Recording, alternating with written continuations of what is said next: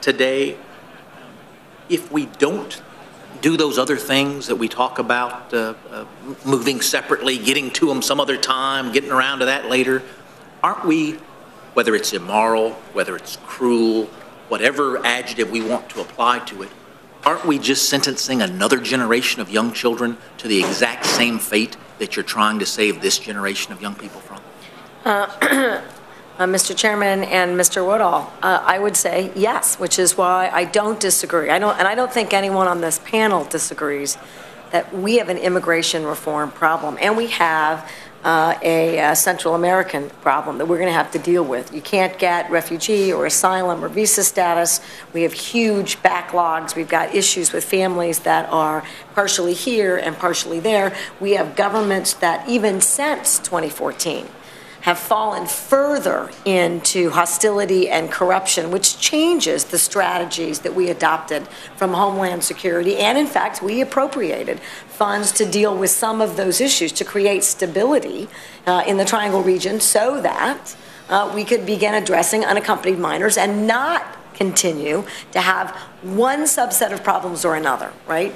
Most of the Dreamers, that issue, while I'm not going to say it's not that they're looking for safety and refuge in this country, a lot of it was economically produced by the fact that our country was doing so well and Mexico, in one example, was doing so poorly. That has really diminished, particularly in many of those southern border states, which aren't doing as well. And so that really shifted. But you're right. I don't believe, given the emergency and our opportunity, for folks who are embedded positively after we told them what to do about it, that we say, we were just kidding, you got to go back, and we erode those families. But I would agree that it's just as cruel and inappropriate, intellectually and passionately, I'm happy to be the passionate one, if we don't deal with these immigration issues and understand the risks that we have at all of the borders, not just the southern border, and that we really talk genuinely about human trafficking, drug trafficking, contraband. Go to the Coast Guard if you really want to have, not to the exclusion of, to the addition of, right? And we have to start thinking about our investments and our strategies and our partnerships so that we don't have huge risk with unaccompanied minors. I agree. I tell folks back home all the easy problems have been solved, all that's left are the hard ones, and that hard ones don't get solved by smart people, they get solved by people who trust one another. We're going to miss the trust that you've developed over the time that you have been here, but we have 1 year remaining that we can maximize every I'm going to have you appointed to one of our Hispanic Caucus immigration committees, so that'll happen this afternoon. Giant port of entry that is the Atlanta Hartsfield International Airport. You're co-chair. Mr. Chairman, if I could just correct it, in my passion, I mistakenly said that all Democrats voted against the CR. That was not accurate. 175 did, but just over a dozen voted yes, and I wanted to correct that for the record.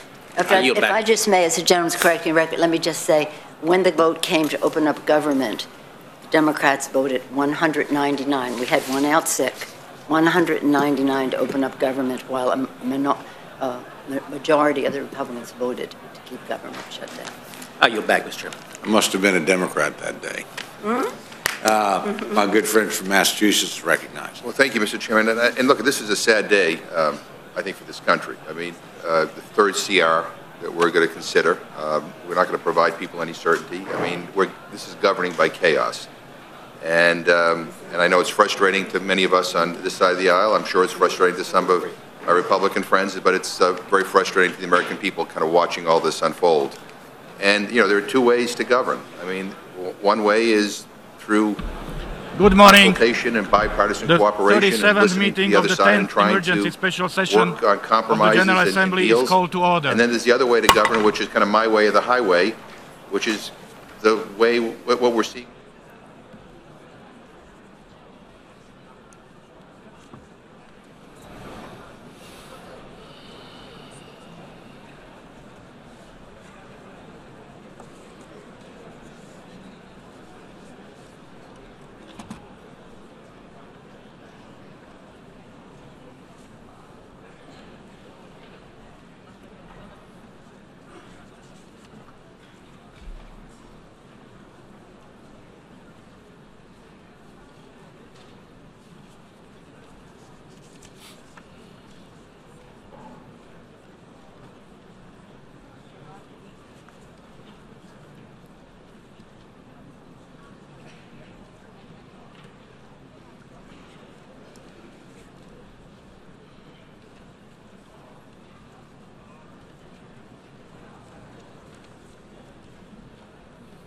I declare resumed the 10th emergency special session of the General Assembly on illegal Israeli actions in occupied East Jerusalem and the rest of the occupied Palestinian territory. Members will recall that in paragraph 6 of its resolution ES-10/18 of 16th January 2009, the General Assembly decided, I quote, to adjourn the 10th emergency special session temporarily and to authorize the President of the General Assembly at its most recent session to resume its meeting upon request from Member States, end quote. I should like to draw the attention of delegations to the following documents. A/ES-10/769, which contains a letter dated 18th December 2017 from the permanent representatives of Turkey and Yemen to the United Nations, requesting the resumption of the 10th emergency special session.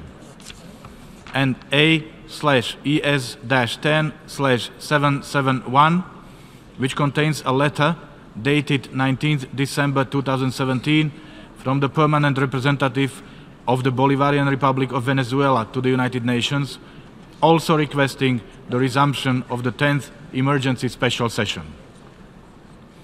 I intend to conduct the proceedings of this meeting in accordance with the rules of procedure of the General Assembly and past practice of the 10th emergency special session. In accordance with the Rule 63 of the Rules of Procedure of the General Assembly, the President and Vice Presidents of the 72nd session shall serve in the same capacity at the resumed 10th emergency special session. May I take it that it is the wish of the General Assembly to decide that the Credentials Committee of the 72nd session should serve for the resumed 10th emergency special session.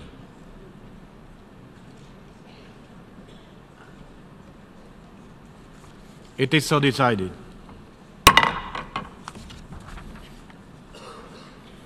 In keeping with the established practice, I should now like to invite the attention to the General Assembly to document A/ES-10/770 concerning Member States that are in arrears in the payment of their financial contributions to the United Nations within the terms of Article 19 of the Charter. May I take it that the General Assembly duly takes note of the information contained in this document.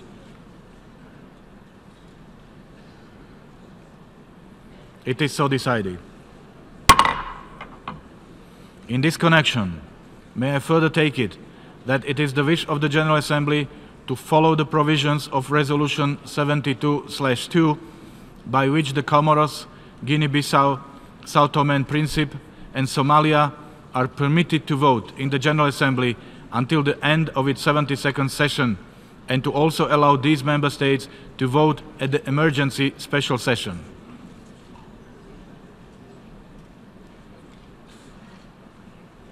It is so decided.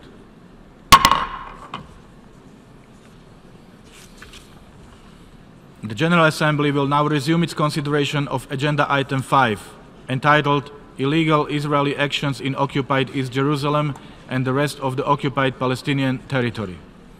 In connection with this item, the General Assembly has before it a draft resolution issued as document A/ES-10/L22.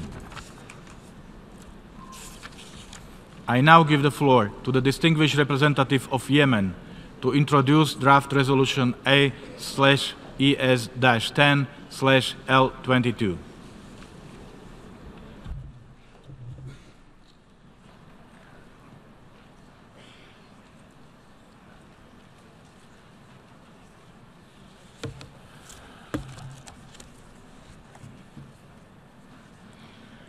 السيد الرئيس، اسمحوا لي في البداية أن أتقدم بفائق الشكر لكم السيد رئيس الجمعية العامة لعقدكم الجلسة الاستثنائية الطارئة العاشرة للجمعية العامة للأمم المتحدة في ظل هذه الظروف الدقيقة التي تمر بها منطقتنا والتي يترتب عليها تهديدا للأمن والسلم الدوليين. تبعا للقرار رقم in accordance with resolution number 8221 of the Arab League Ministerial Council held in its extraordinary session in Cairo on the 9th of December 2017, and the extraordinary exceptional session held by the Islamic Summit in Istanbul on the 13th of December 2017. كما نتوجه بالشكر والامتنان لكل الدول الأعضاء في حركة عدم الانحياز على دعمهم لعقد هذه الجلسة الاستثنائية الطارئة انسجاما مع موقفهم الثابت بشأن القضية الفلسطينية. السيد الرئيس، إننا نعرب عن أسفنا لقيام الولايات المتحدة الأمريكية باستخدام حق النقض الفيتو ضد مشروع القرار الذي قدمته جمهورية مصر العربية في مجلس الأمن بالنيابة عن المجموعة العربية، والذي يهدف إلى حماية مدينة القدس ورفض أي محاولة لتغيير وضعها القانوني والتاريخي الراسخ في القانون الدولي. كما نعرب مجددا عن استيائنا من النهج الذي اتخذته الولايات المتحدة الأمريكية في مواجهة 14 صوتا في مجلس الأمن يمثل بشكل قاطع الإجماع الدولي بشأن مدينة القدس الشريف، امتثالا لمبادئ القانون الدولي والشرعية الدولية وقرارات الأمم المتحدة ذات الصلة.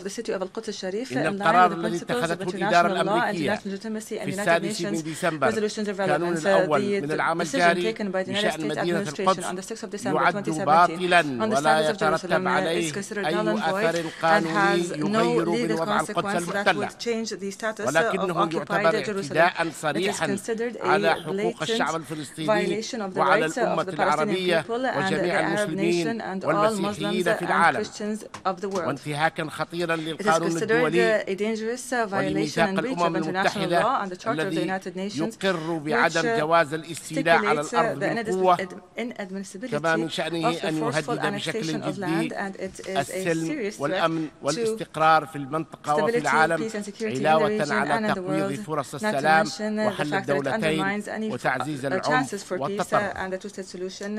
سيد الرئيس، إن القدس الشرقية ما زالت محتلة وهي جزء لا يتجزأ من أرض دولة فلسطين التي نؤكد على حقها المطلق في السيادة على كافة الأرض الفلسطينية المحتلة في العام 1967 بما فيها القدس الشرقية، وعليه فإننا ندعو كافة الدول بما فيها الولايات المتحدة بعدم الاعتراف بأي تدابير أو إجراءات تتعارض مع ذلك، ونطالبها بعدم إنشاء بعثاتها الدبلوماسية في المدينة المقدسة التزاما بقرارات مجلس الأمن التي أكد عليها مشروع القرار المقدم أمامكم وموقف الجمعية العامة الثابت بشأن هذه القضية على مدى عقود طويلة.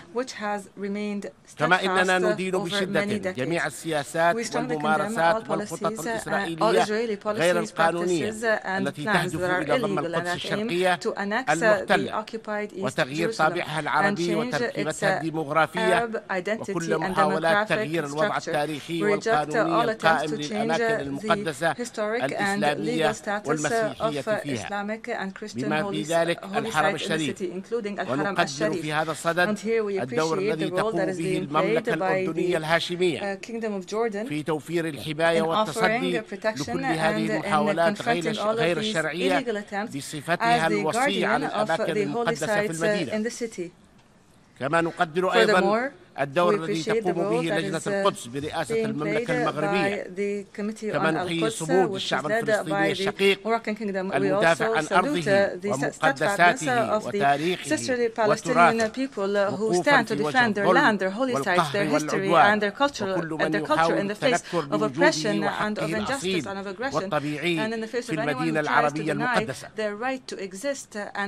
السيد الرئيس، إن الاحتلال الإسرائيلي للأراضي العربية Arab بما فيها الأرض territories, including الفلسطينية Palestinian هو land, أساس التوتر is في المنطقة the فلا source أمن of all tension ولا in the region. استقرار There will be فيها no دون security and no حل stability in ينصف the الشعب region without الفلسطيني finding a solution that ويمكنه will من do نيل justice to the حقوقه Palestinian people المشروعة في and الحرية will give them والكرامة their وفي legitimate استقلال rights دولته in freedom الفلسطينية and dignity and وعاصمتها القدس the الشرقية independence of the على Palestinian أساس state مبدأ with East الأرض مقابل Jerusalem as السلام its capital on وحل the basis of the الدولتين land for وفقا peace لمرجعية السلام principle and the بما two-state فيها solution مبادرة in السلام accordance with العربية the terms of reference التي of ما peace, زالت which منذ also العام include the Arab Peace 2002 Initiative that تقدم continues to stand since أسسا عادلة 2002 للحل and السلمي forms the just حسب ما basis توافق for a عليه peaceful المجتمع الدولي solution as has بما been في agreed ذلك on by the مجلس الأمن. international community, including the Security Council. واليوم Today, فإن الجمهورية اليمنية the Yemeni Republic, بصفتها رئيس in its المجموعة capacity العربية لهذا as الشهر chair of the Arab group for this month, وبالشراكة مع تركيا and in partnership with بصفتها Turkey رئيس القمة as the الإسلامية chair of the Islamic Summit, تتوجهان إلى الجمعية العامة present من the أجل General Assembly تقديم مشروع قرار with a draft بشأن resolution وضع مدينة on the القدس status of the تحت city of بند Jerusalem متحدون من أجل السلام. under the title United for يؤكد Peace. هذا المشروع. All right, everybody, we will keep an eye on this for you, but we are going to take you to the House Rules Committee since we are keeping a close eye to make sure there is no government shutdown. So we will switch gears to that. Void ويجب completely إلغاؤها and must be امتثالا rescinded لقرارات in مجلس الأمن compliance with ذات الصلة. relevant resolutions. That to happen. And when Governor Perry asked President Obama, come with me to the border and let's look at this, President Obama would not go to the border. He was in Dallas for a fundraiser, but he would not go to the border with the governor. And the governor had to call up the National Guard or the State Guard to do the job of defense of the border that the federal government was not doing. But I say that just to illustrate that we cannot consider these things in a vacuum. The notion of border security is not just a notion. It is something that we have to pay a great deal of attention to, or people are going to be hurt and hurt very, very badly. Before you have to leave, I do need to point out, the State Children's Health Insurance Plan, which passed through our committee, our subcommittee, actually we did not have a subcommittee hearing at Mr. Pallone's request because he wanted to delay that and have a full committee markup. You refer to that as Mr. Walden's bill. Actually, the CHIP bill was my bill as it came through committee. It got combined with the Community Health Center bill and became the Walden bill as it came to the floor. I do want to stress, I did not get what I wanted on that. I wanted a 2-year bill, and I wanted in the state of Texas to really engage me on what does the CHIP program look like going forward, because you remember when the Affordable Care Act passed, we were told we wouldn't need things like the State Children's Health Insurance Program, transitional medical assurance, because everyone's going to have the Affordable Care Act and no one would need these programs anymore. So when the Affordable Care Act passed, the funding for State Children's Health Insurance Program was increased, but only till the end of calendar year 2000, or fiscal year 2015. It was authorized to the end of fiscal year 2019, but left unfunded for those years. We did fund it in 2015 with the Medicare Access and CHIP Reauthorization Act, where it was a bipartisan bill, and we did agree. This time, the agreement that was made, if we are going to expand it to a 5-year program, with which I disagreed, but that's what the Senate wanted, that's what committee Democrats wanted. I ceded on that issue, but let us offset the cost of the bill. And I think we came up with responsible offsets. I mean, just people object to using the Prevention and Public Health Fund. Yes. I would just submit we have used those. And just to refresh the committee's memory, these are dollars that are replenished as self-affecting appropriation every 2 years, or every year rather, of $2 billion to the Secretary of the Department of Health and Human Services for use however that person sees fit. Occasionally, we have seen fit to direct some of those dollars to something that we thought comported with the whole idea of the Prevention and Public Health Fund, like the Cures bill a year ago, which many of us voted for. Mm-hmm. There was an offset in the Cures bill with the Prevention and Public Health Fund. Many of us on this dais voted in favor of that. It did use those dollars. So that's not a foreign concept. Assessing a larger Part B premium for individuals who earn over $500,000 a year did not seem like a stretch to me when we were looking for offsets for that bill. We've income related the Part B premium going back to 2003. This was one more income relation of the Part B premium for people at the very upper reaches of the income scale. Not dividend income, not stock income, but ordinary income of greater than $500,000 a year. You don't get your Part B premium offset by federal tax dollars. Most of us do recall that the Part B premium only covers 25% of the actual expenditure out of Medicare Part B, which is doctors and some drugs. 75% is covered out of the federal treasury. We said to those individuals who make over $500,000 a year, you know, you're actually going to pay the premium to cover those expenses. It's still a bargain. You still cannot, I'm here to tell you, you cannot buy an Affordable Care Act policy on healthcare.gov for nearly as low a cost as even the full charge of the Part B premium. So if someone says, okay, I don't want to pay that extra Part B premium, I'll go buy in healthcare.gov, good luck. You're probably at that age paying a great deal more for your insurance. We also said that if people are covered by more than one insurance, if they're covered by Medicaid and a commercial insurance, according to law, Medicaid is the payer of last resort, but oftentimes it doesn't work out like that. And I know why that is, because it's hard to collect your money from commercial insurance. Aetna, Cigna, United, they hold on to their dollars very tightly. Most states actually give up and say, well, let's just bill Medicaid because it's easier. Those dollars come to us more quickly. It's reliable. It's a reliable income stream, and we don't collect from Aetna, Cigna, United. But in fact, we should collect those dollars first before we go to the federal taxpayer for those dollars. So these are the offsets that were included in the state children's health insurance program. They were very reasonable. They were not draconian. The opposition was simply because we didn't want, my opinion, we didn't want to get to a solution. But the solution is there. It's attainable today. Call your counterpart and minority leader over in the United States Senate and let that bill come to the floor, and that's one that will pass. And I appreciate the chairman giving me the time to engage the minority leader, and I'll stand by to hear what undoubtedly is coming back. Thank you, Mr. Burgess, and you afford me an opportunity to make a distinction in a very clear way about why we opposed what was Burgess became Walden when it came to the floor. You are quite correct in saying that in the past there has been a call on some of the prevention funds, but that was the prevention funds that are additional.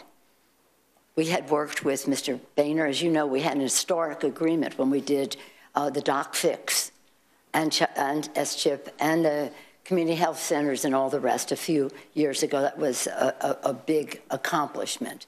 And some funds were taken over time. Some funds have been taken from the additional funding that you correctly say comes into the account. What we're concerned about in the Walden/Burgess bill, let's put it on Walden, is that it went to the base. It went to the basic money of the prevention fund. And we did not think that that should be a place where children had to take money from children's inoculation, fighting lead poisoning, those kinds of things should pay for that. Mind you, not to get back to former issues, we have had, you know, nearly $1.5 trillion tax break for corporate America, unpaid for and permanent. We're talking here about 5 years. I agree with you. It should be paid for. It should be offset. But we did not like those offsets. Now, if I may, it's the same budgetary offset that was used in the Cures bill. And many people on this dais voted in favor of the Cures bill on both sides of the And dais. I did too. But now let me just say this. We have a disagreement there. But let me just also say this. In terms of the Medicare piece, we do not want to, I appreciate, and I think I subscribe to what you said. Medicare has some means testing in it, but to the extent No, income relating, we don't use the words means and testing together in a sentence. Income related, I agree with what you're saying. Income related, well, there are assets that people have that are not their income, so that might be part of it too. But anyway, the point being that we don't want to diminish the constituency from the health pool that is there. So people who are healthier and this or that find it cheaper to go shopping elsewhere. We want to keep them in Medicare, and that was part of that. But then one other point that you made on the Medicare, on the children's health side of it, no, No, we are committed to this. It was the first bill we passed when we had the majority. First bill that we sent to the president was the S-chip. First bill we sent to the president that passed the Congress. Well, we passed other bills in the House when we had our first 100 hours, but the first bill that passed the whole Congress was, you and I call it S-chip. We go back, but the chip bill. So that was in the beginning of 09, and we had a full commitment to that bill. Now, when you talk about we don't want it to happen, no, this is a high priority. It was the first bill that we sent to the president. But I do think you take heart in the fact that there is bipartisan conversation that is almost there for agreed upon offsets in a bipartisan way. We had hoped that that would be what would be the basis for the funding in this bill, but it is not. But it is well down the road in good faith with the Speaker's office, with the House and Senate, Democrats and Republicans, and the White House on that score. So what I'm hearing you saying is that you will support the S-chip provision in the continuing resolution because we should be able to get this worked out by January 19th of 2018. I'm saying you don't have the right offset in the bill, but we do agree that it's important to do, Chip. Chairman, I'll just point out it's an offset we've all agreed to use before. Many members on this side on both sides. It's a different offset. But Mr. Burgess, thank you for your enthusiasm for CHIP and for this, I think, very productive exchange that we're having now. Thank you. Thank you, Mr. Chairman. I'll yield. Ms. Pelosi, thank you very much for your time. As you know, this committee has allowed you to engage us, and I think you gave us a fair opportunity, although all the members would have wished that our time would have been longer. Thank you very much. I know you've got to go. We appreciate your presence. Thank you very much, Mr. Chairman. Thank you. Merry Christmas to Paul. Thank you. Thank you. Okay. You've had your fun? That's another way to describe this. Yes, sir, I did. Are you telling me you're leaving also because the committee has not finished engaging you? I can stay here as long as you have me. Thank you very much. Absolutely, sir. Judge Hastings. Thank you very much, Mr. Chairman. We've been here a very long time, and I don't want to prolong it. I do want to point out that by blocking the amendment that's offered by Ms. Lujan Gresham, in many respects, we're just offering a cold shoulder to the young people that many of us have seen demonstrating here at the Capitol, certainly in an intense way for the last 2 weeks. Mr. Chairman, we all know that this continuing resolution is the last train before the end of the year. You've already given a big-time Christmas present to billionaires and corporations.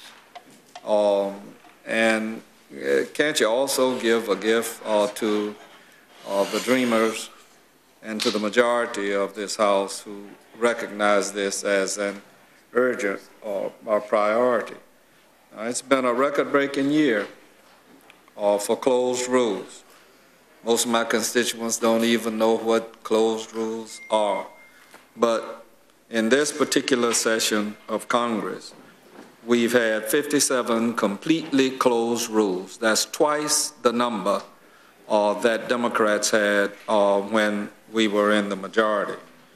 You don't have to end on a record-breaking closed rule. You can make Ms. Lujan Gresham's amendment in order and give the dreamers a fair chance on the floor of the House.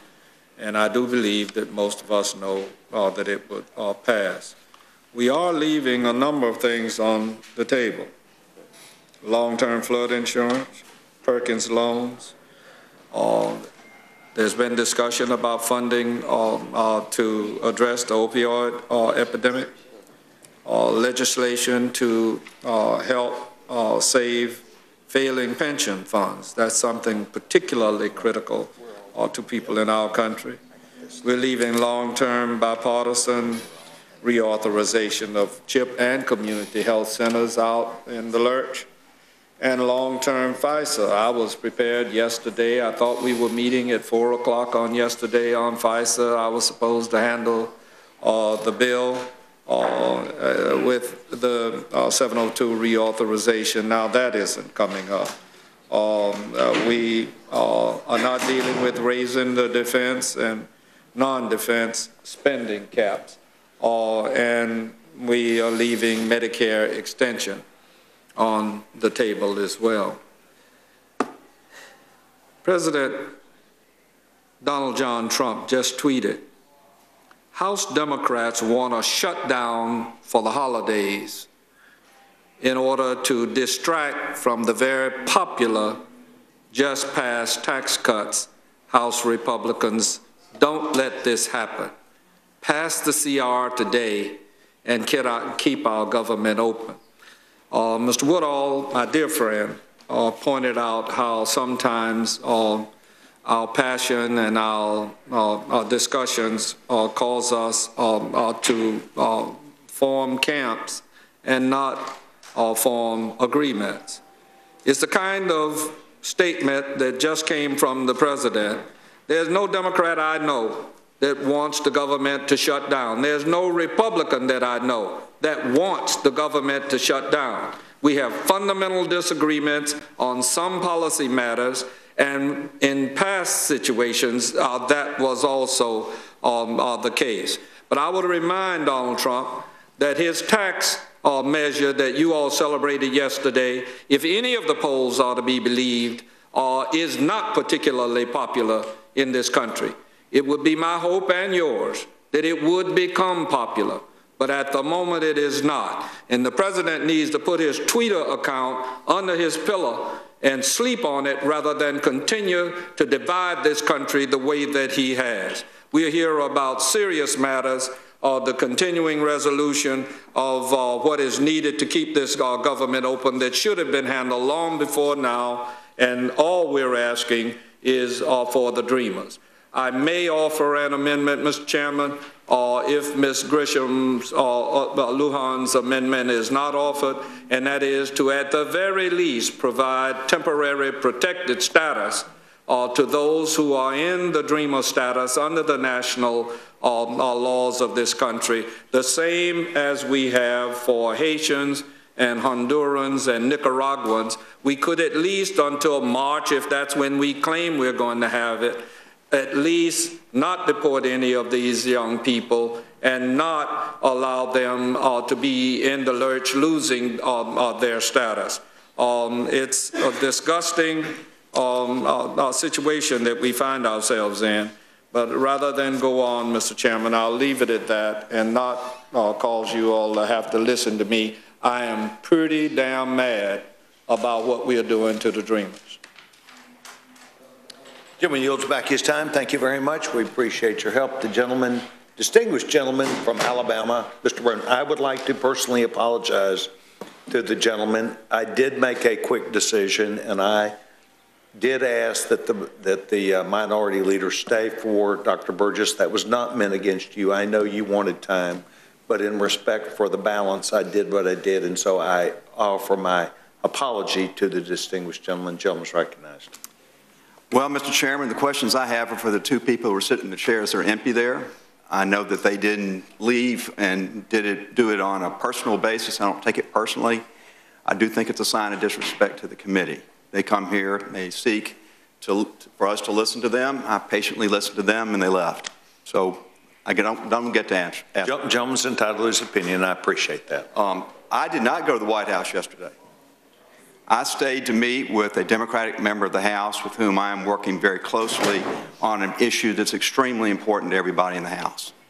So I try to work with Democrats every chance I can, and I'm disappointed your leadership didn't stay to say that. I'm further disappointed that the minority leader refused to go to the White House and meet with the president about another issue that's extremely important to all of us.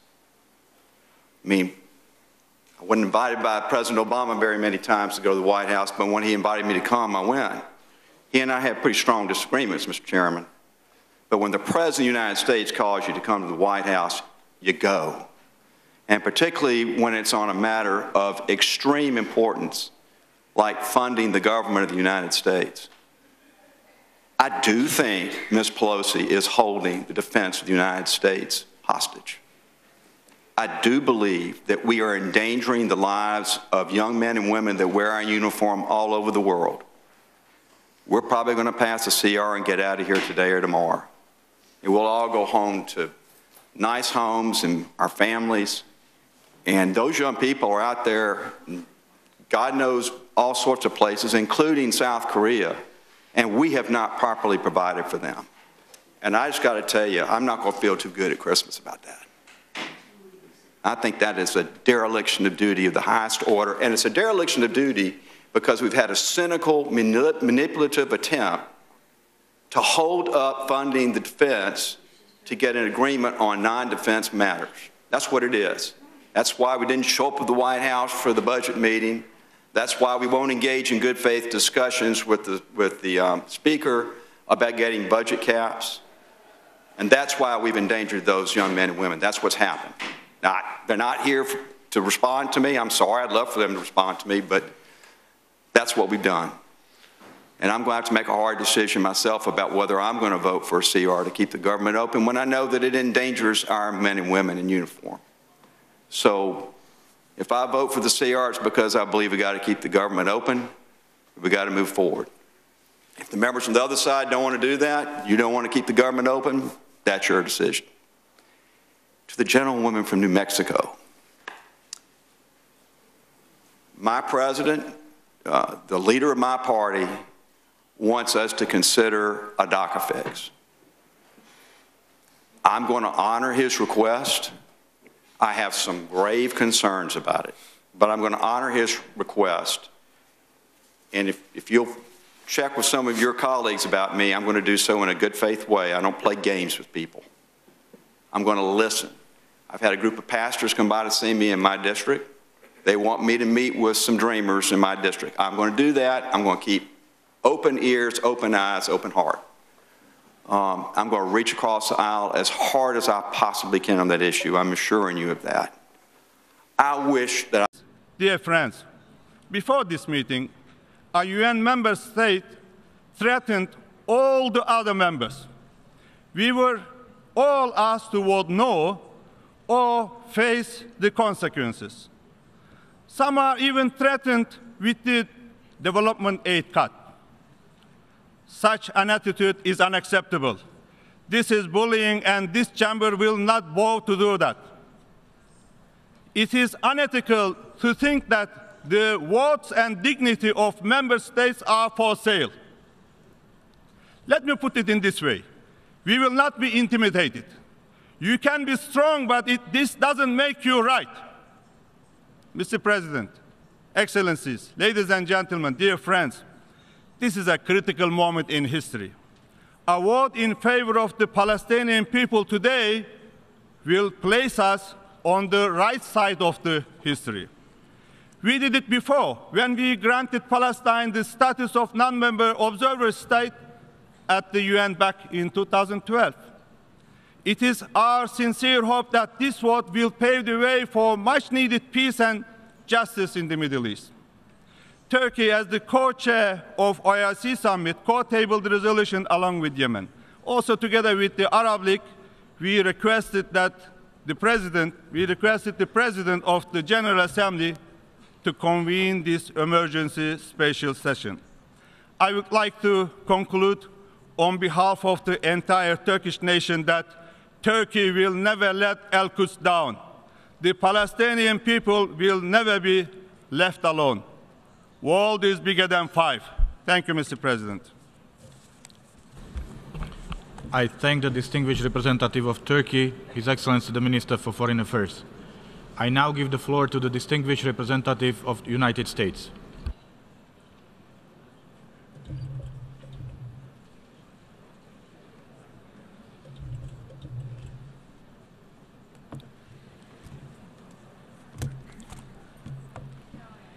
Thank you, Mr. President.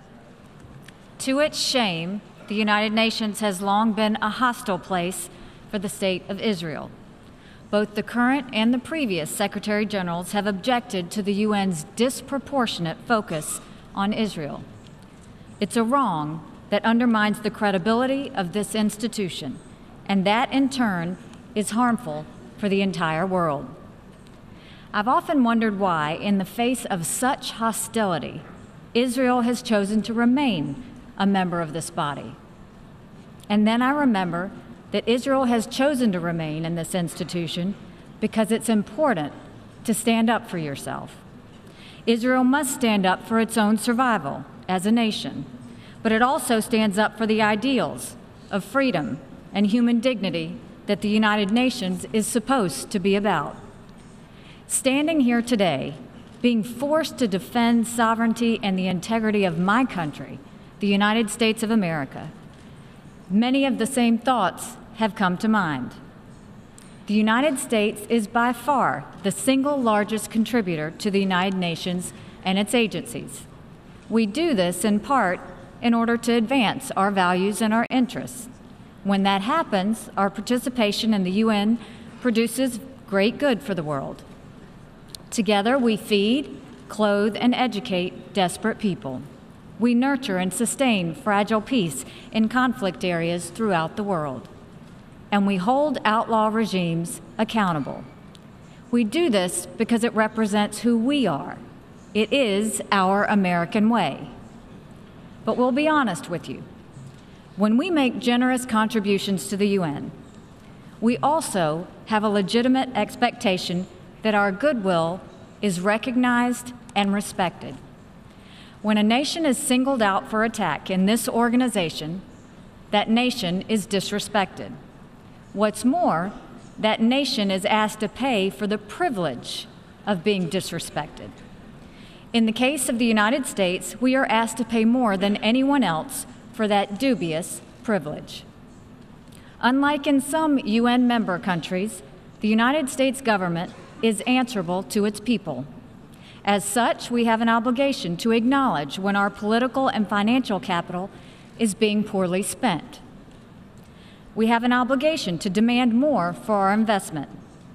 And if our investment fails, we have an obligation to spend our resources in more productive ways.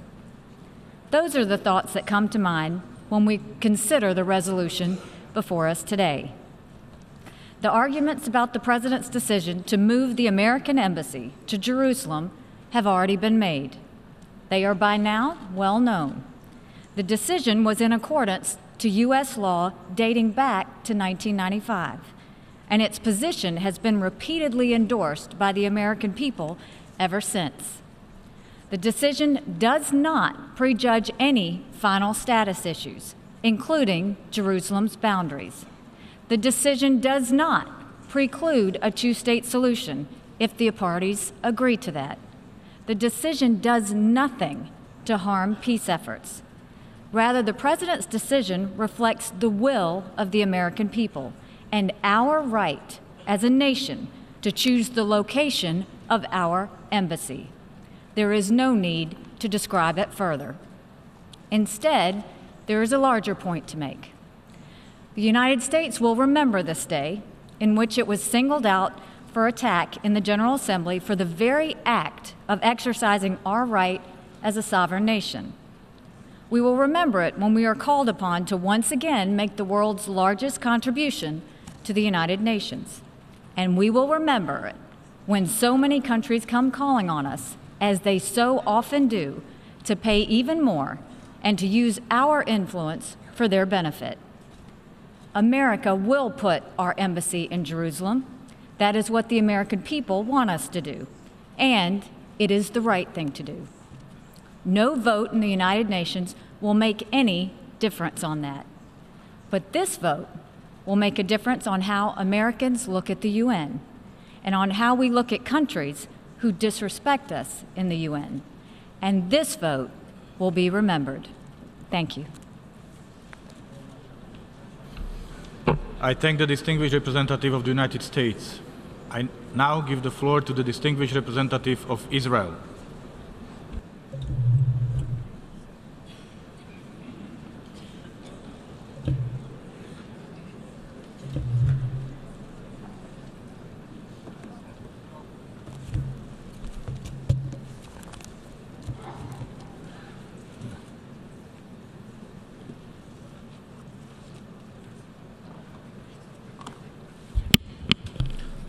Thank you, Mr. President. It is shameful for the United Nations that I must stand before you today. It is shameful that this meeting is even taking place. Jerusalem is the holiest place on earth for the Jewish people. It is the capital of the state of Israel, period. It is a fact that simply cannot be disputed. King David declared Jerusalem the city of the Jewish people 3,000 years ago. The Jewish Bible mentions Jerusalem 660 times. Our prayers recall Jerusalem's holy name over and over again. As our Prime Minister, the first Prime Minister, David Ben-Gurion, said, and I quote, "Jerusalem is an inseparable part of the history of Israel, of the face of Israel."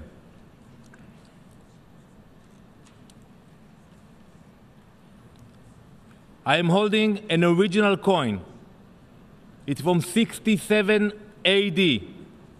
It says in Hebrew, and I quote, "Freedom of Zion." Look in the envelope in front of you. You will see you have a replica of the coin. It is clear evidence from the time of our Second Temple. It proves the ancient connections of Jews to Jerusalem. Our bond to Jerusalem is unbreakable.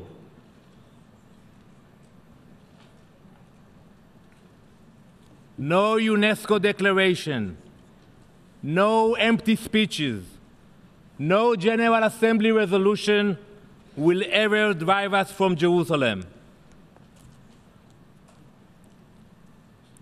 These are the facts this body does not want to hear. These are the facts this body wishes to ignore. So today, I will tell you about another unbreakable bond. The unbreakable bond of hypocrisy between the Palestinians and the United Nations. Some have cautioned that the United States' decision is one-sided and harmful to peace. The opposite is true. It is the one-sided steps of the Palestinians and the UN that have pushed away peace for years. With every anti-Israel resolution, with every attack on my people, the UN has perfected its double standard. We are now sitting in an open session, an emergency session of the General Assembly. This session has been open since 1997. We live in a world that is full of conflict and war, but only when it comes to Israel, the one true democracy in the Middle East, does this assembly remain in a constant open. It's there, as are a continuation of many other loopholes. So that's a false argument. They said that this is going to be simplicity. They were going to have, instead of 7 brackets, they go down to 4. Well, they're at 7. So the simplicity isn't there. They said you could send it in on a postcard. Well, it'd have to be a very large postcard because that, I don't know why they think that's a selling point, but it isn't a fact. And then they've said it's going to create jobs. Goldman Sachs and others, their friends at Goldman Sachs and others have said it will have minimal growth. It said they're going to, the president said he was going to level the playing field with overseas nations, others overseas companies. Well, actually, he ships jobs overseas by giving a break to corporations to ship jobs overseas. You know the particulars of the bill, that it takes us deeply into debt. It does not produce growth. It doesn't. It is not a simplification. It is not for the middle class. So this is a welcome debate that we have. They said this is going to be a big campaign issue for them. We welcome that. We welcome that. But this is, they are going to provoke teach-ins around the country of people saying, this is about our future. This isn't about Democrats. This isn't about Republicans. It's about America. It's about our future. This is a moment where people have the resolve to say, don't throw me a crumb and tell me that I'm benefiting when you're robbing the future by increasing the debt, rewarding the rich as you ransack the middle class. So there we have that. But in any event, this is an interesting year. It's only part of an interesting year. And they're taking great credit for this accomplishment. Well, I call it a Pyrrhic victory because it's a monster, a Frankenstein. And anybody who's familiar with Frankenstein knows that it was a creation, a monster that was created. Do you know the ending of the Mary Shelley's story? The monster comes back to destroy. Okay, so how about this year? The president promised he would fight for forgotten Americans. Instead, the Republicans have spent the entire year rigging the system even further for special interest and against hardworking people. Republicans work to dismantle the watchdogs on Wall Street and through consumers back into forced arbitration agreements. The Consumer Financial Protection Bureau, to undermine that, to undermine Dodd-Frank. Initiatives that were established to prevent what happened in 2008 from ever happening again. They want to get rid of that. Republicans make it easier to pollute. They say they're getting rid of regulation. They're getting rid of protections. They make it easier to pollute the air our children breathe and the air they breathe and the water our children drink. They've dismantled net neutrality that protects consumers and entrepreneurs and gave ISPs the right to sell your most private and intimate information to anyone without your consent. Republicans voted 6 times to attack women's health and tried to tear away women's access to affordable contraception. Months spent trying to kick tens of millions of people off health insurance, destroy protections for Americans with pre-existing condition, and impose an age tax on people 50 to 64. And now the president is under some other illusion that he has repealed the Affordable Care Act. He's damaged it, but he hasn't repealed it. I don't know if he knows that. But no infrastructure bill. Where's that famous infrastructure bill that was going to be the first thing out of the gate? Not a single bill to create jobs and raise wages for hardworking Americans. Nothing that puts the middle class first.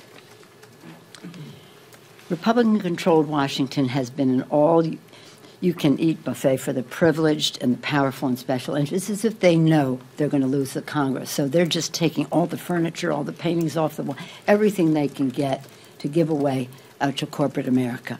And it's so obvious. It's so obvious. Now, after spending this entire year on giveaways for the special interests, Congress faces a huge list of urgent, overdue, and bipartisan priorities for the American people. And that takes us to what we're dealing with today. We have very serious concerns about the continuing resolution that is on the floor. We don't have an agreement on an ongoing appropriations bill for next year because we do not have agreement on the caps. For those of you who follow appropriations process, we don't have agreement on the caps. We had the budget agreement required parity. They call parity 54-37, 54 for defense, 37 for domestic in terms of increases. We don't call that parity. We call that disparity. And one of the concerns that we have is the number between the domestic budget and the defense budget at $17 billion is important because it would be to address the opioid epidemic. Was it 63,000 Americans died in our country? People died in our country in 2016, which is the last year we have the number for, 2016. 63,000 people died from opioids epidemic, lowering the life expectancy in our country. It has had such an impact.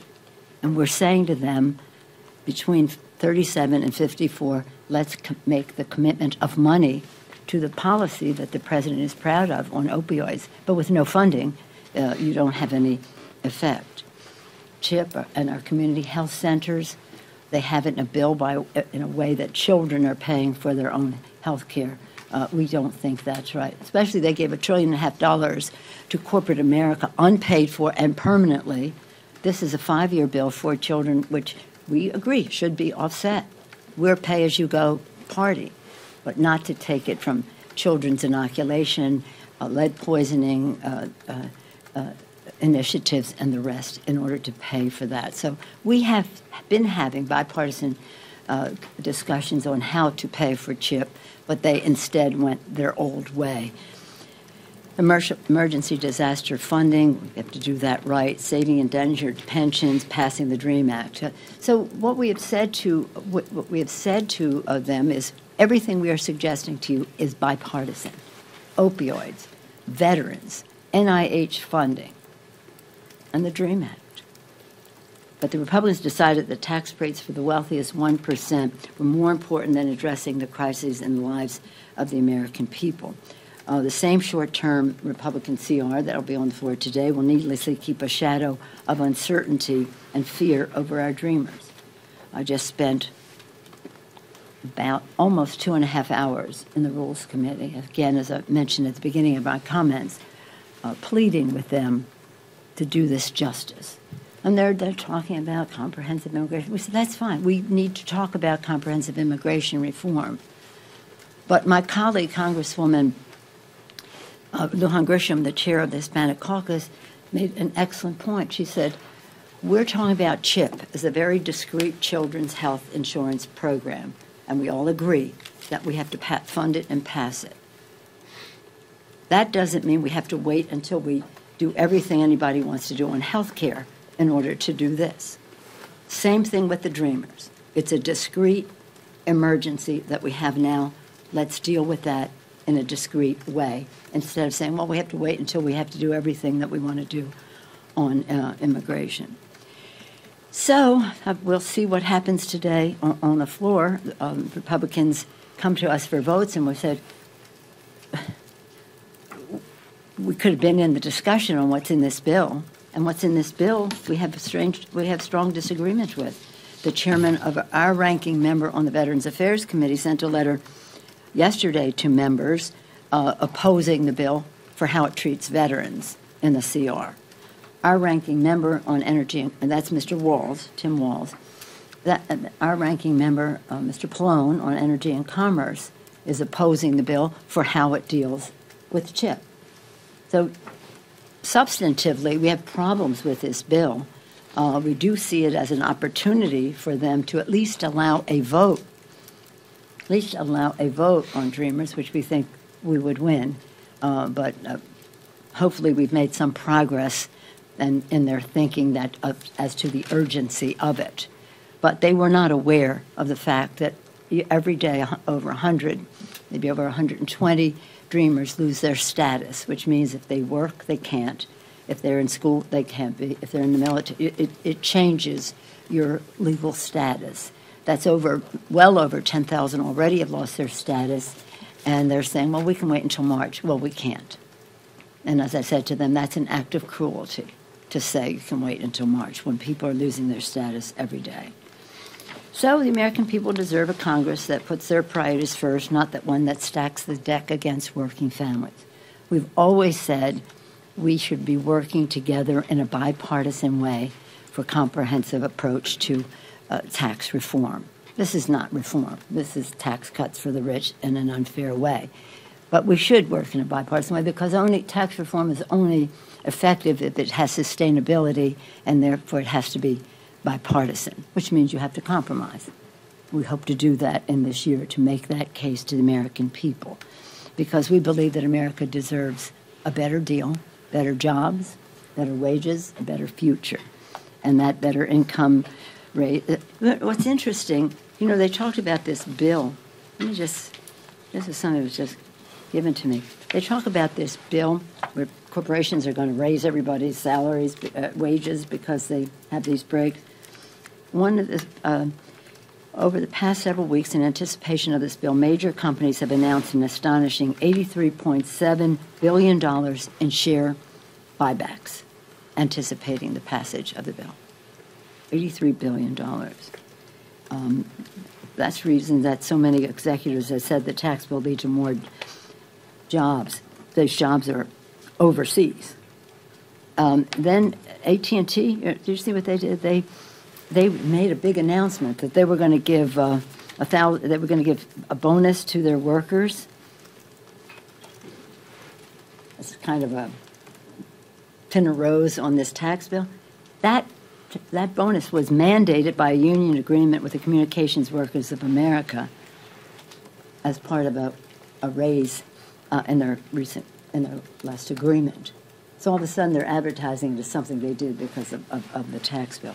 So most corporate executives have not gone on record to say, I'm going to hire more people, I'm going to raise more wages. So that when we say creating jobs and raising paychecks, increasing paychecks, that's part of our better deal. Lower the cost of living by lowering the cost of prescription drugs, cracking down on monopolies that raise cost for families and hurt competition, and give every American the tools we need for the 21st century jobs, apprenticeships, lifetime learning, paid-on-the-job training. On that score, it's interesting to note, I think, that when they now created a big budget deficit, a big increase in the national debt. So what are we going to do about it? We're going after Medicare and Medicaid. And they've even said this week, raise the age on Social Security. Well, that'll be part of our fight in this year, to say you may be using that tax, that big debt, as an excuse to do what you've always wanted to do. You've never believed in Medicare and Medicaid and Social Security, and now you're going to go after them. But that will be part of the fight we'll have, and part of our teach-ins across the country about how harmful this bill is, how the need for change to it is will be addressed, and how the consequences of it in terms of Medicare, Medicaid, Social Security, and other budget investments into the future will be affected. But that's a debate that we welcome. So it's a busy time. We'll see what happens the rest of the day. I don't know how long we'll be here. I wouldn't make any plans the next couple of days, but who knows when they take their vote. They have the votes. We'll see what the Senate does with what they send over. Yes, sir. On entitlement reform, do you think that it's something that's even possible in this Congress? And if so, what are some things that Democrats could get on board with? Well, the fact is that this is part of the starve the beast value system that the Republicans have. They do not believe in governance, so any public role in the health or well-being of the American people is on their hit list. And so when they go after entitlements, it's not because it's an increase in the deficit, because they clearly don't care about increasing the deficit. They care when it's going to help children. Oh, we can't do that because it's going to increase the deficit. But when it's giving tax breaks to corporations, it doesn't matter anymore. It's dynamic. So that's a completely separate subject as to how we sustain, as we did in the Affordable Care Act. We prolonged the life of Medicare for over 10 years, maybe 13 years. Social Security is in reasonable shape until at least 2030 something, but nonetheless, we want that to be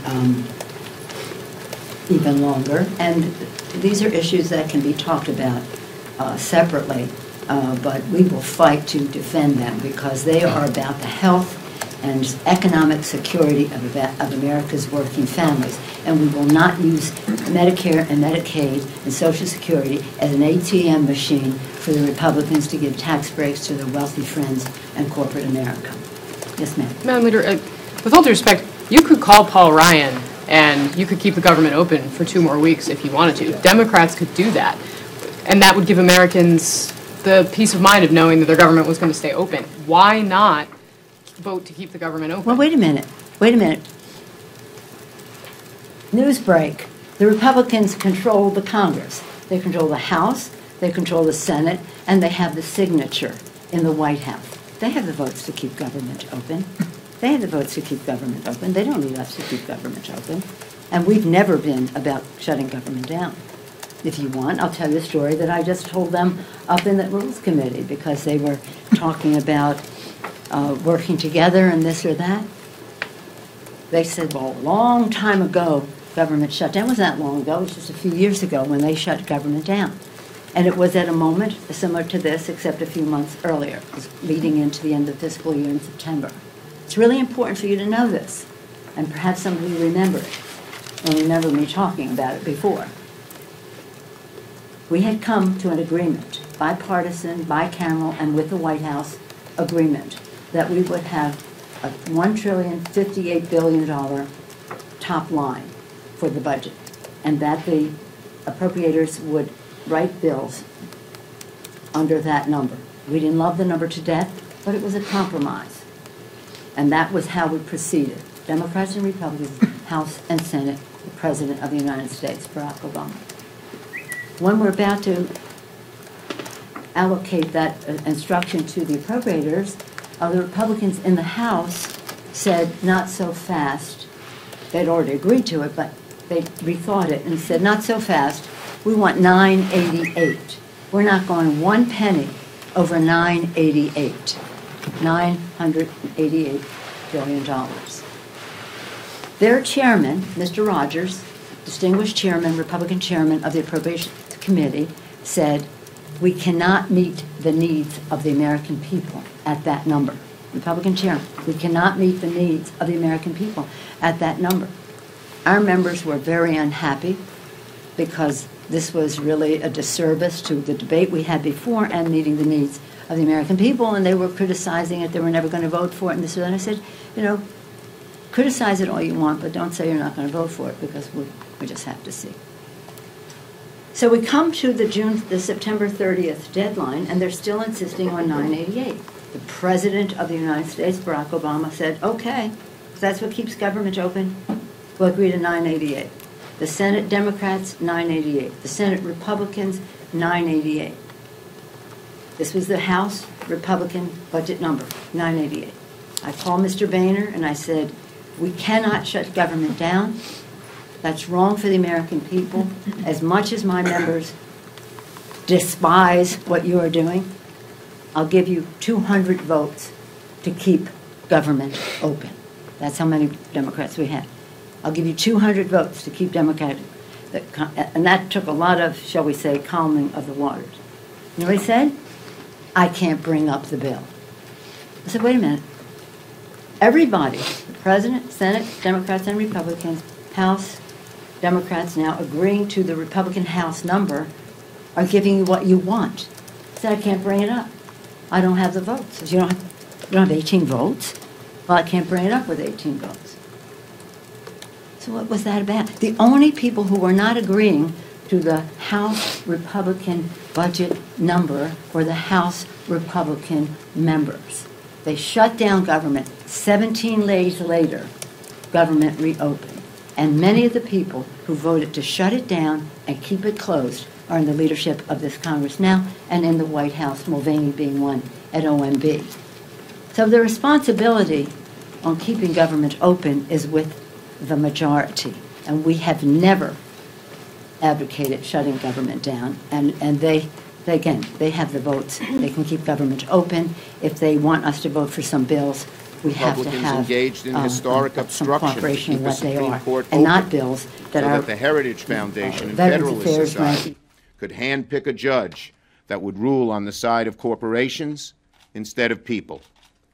And they capped the year by passing a tax bill that provides huge tax breaks for the rich and the biggest corporations, while providing crumbs and even tax hikes for the middle class. And that's what they did do. We haven't even gotten to what they failed to do or forgot to do.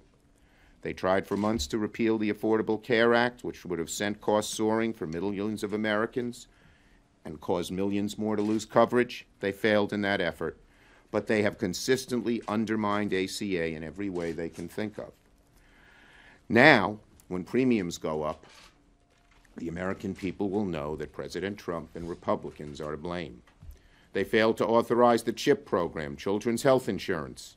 They failed to rebuild our infrastructure, something that would create millions of good-paying jobs, despite the president's promise.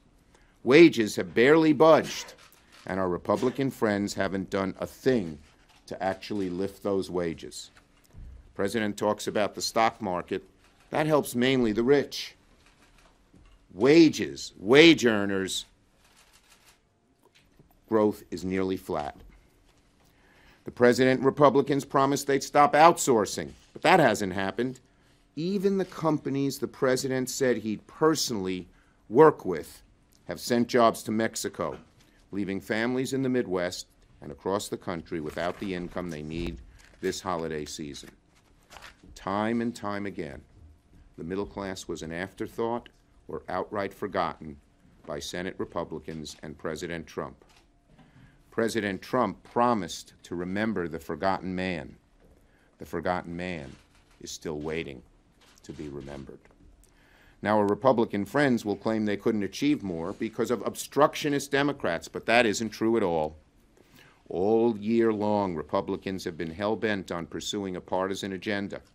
Right out of the gate, on their two biggest priorities, taxes and health care, they used reconciliation, a partisan process that said Democrats get lost. They didn't even pretend they were being bipartisan. Their view of bipartisanship has been to write the bill themselves, introduce it, and demand Democrats support it. And this year in the Senate, not a single bill at the 60-vote threshold has failed because of a Democratic filibuster. Let me say it again. Before Republicans blame, quote, obstructionist Democrats in the Senate for their lack of accomplishments, they should remember that the Senate Democrats did not filibuster a single bill at the 60-vote threshold. Now, we hope the future will be different. We hope they'll give up on their partisan agenda that leaves behind the middle class and those struggling to get there. But if they don't, the political problems they're having now are only going to get worse. People are standing up and rejecting the Republican agenda across the country, including in states that have been ruby red for years. In Alabama, Virginia, New Jersey, last week in Tennessee, we're seeing an incredible swing away from the Republicans and toward the Democrats, from one end of the country to the other. If Republicans continue to hurt the middle class, if they continue to kowtow to the powerful corporations and the wealthy, then they're in for a reckoning next November. Senator Durbin. Thanks, Chuck. If you're going to be doing your Christmas shopping at the gift shops in Springfield, Illinois, for your favorite Lincoln mementos, just remember that sign that says, if you break it, you own it. And that's our message to the Republicans. What you've broken, you own. So yesterday, in a flourish of rhetoric, the president said, we've eliminated, we've repealed Obamacare. What it means, of course, is that 13 million Americans are going to lose health insurance protection because of this tax bill. And many others, millions of others, are going to see their health insurance premiums go up 10, 20% or more because of this Republican tax bill. The American people say health care is their number one priority. It was the driving issue in the Virginia campaign. And look what the Republicans have done when it comes to health care protection in America. But that isn't the end of the story of what they've broken. They've broken promises, too.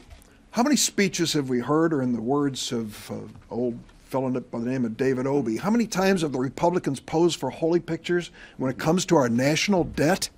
How many speeches have they given about the sanctity of fiscal conservatism and cutting our debt? They just added $1.5 trillion to our national debt with their tax bill in order to give tax breaks to the wealthiest people in America and the biggest corporation. That is the biggest broken promise that any Republican could make. And the third one, of course, is the broken promise that President Trump and Republicans made to working families across America. They told the working families in the last campaign, you will be our priority. We hear your suffering. We're on your side. Look at that tax bill and try to imagine for a minute how giving a tax break to the wealthiest people in America is going to help those who are working families and middle-income families. We know that by the year 2027, over 80% of all the tax relief that they have generated out of this bill is going to go to the top 1% in America. Another broken promise, and they own it. They're going to own it all the way to the election in November of next year.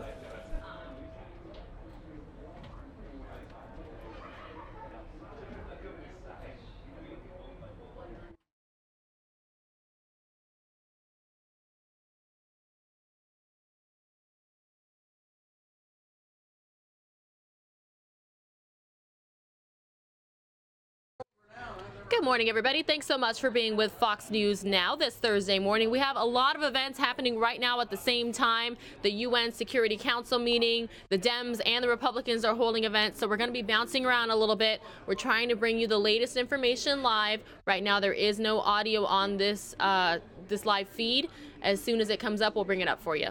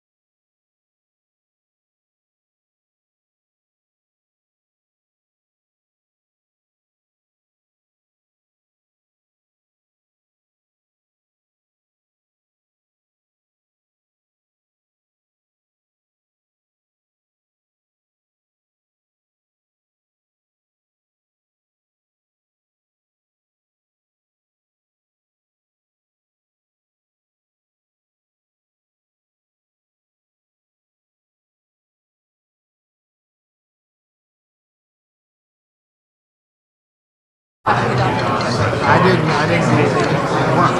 Yeah, here, get in here. Hey, thank you, Henry.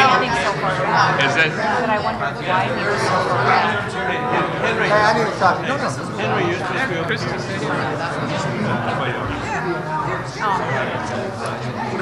So I went back there. Happy Hoosiers, that's right. Go Irish. Go Irish. Go Irish. Christy, great job, Mr. Oh, yeah, I know. I think it was more than okay. Okay is understated. When's it going to get better? Today it got better. What do you need for Christmas? I'll say it. If you forgot, yesterday it got better. I don't want you to forget that. Yes, ma'am. You can tell I am. That's the best bet.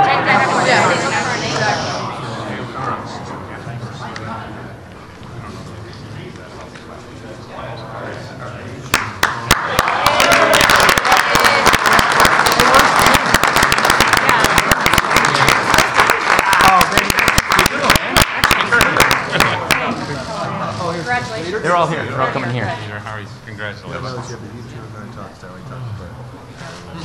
Yeah, I just okay. No, I talked. I'm familiar. It's good to see you. As long as we know that. It's a good chairman. No, you're perfect. You should be Hey, Chairman. How are you doing? Scotty, good morning. Right there is perfect. Don't worry about it. I can I didn't say that. Tim, you're up. You ready to start? Yeah, that's right. Well, good morning. What a good morning this is. A fantastic day, Christmas coming early for the American people. The House and the Senate working together, putting aside all differences with one clear objective, making sure the American people are heard, making sure that small businesses have an opportunity to grow.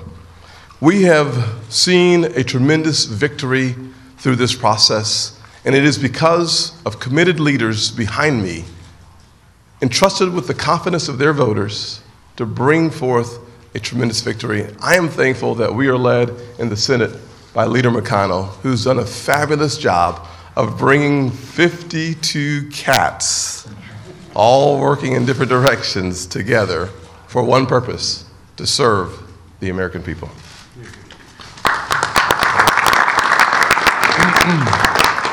Well, thanks, Tim. This is a happy day indeed for the American people. These middle-class tax cuts are resonating already. We've used examples of single parents making $41,000 a year who are getting a 73% reduction in their taxes. But it's not just on the individual side. I was pleased to see America's corporations standing up almost immediately and saying that employees are going to benefit from this great tax cut. Led off by AT&T yesterday with a $1,000 Christmas bonus to 200,000 employees.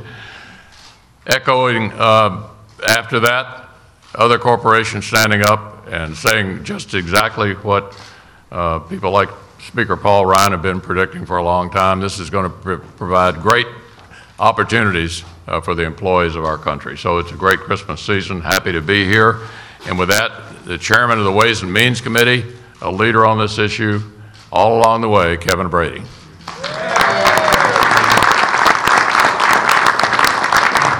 Leader, thank you again so much for your leadership and Speaker Ryan's as well. Now, you're seeing this bill signed today. This final historic tax reform bill is one of the biggest highlights for many of us in our time in Congress, and maybe even in our adult lives.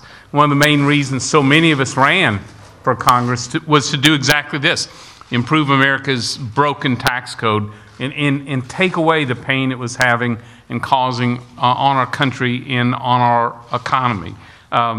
We all want to make it simpler, fair, flatter, rewarding hard work, making America competitive again, and leapfrogging America to the lead.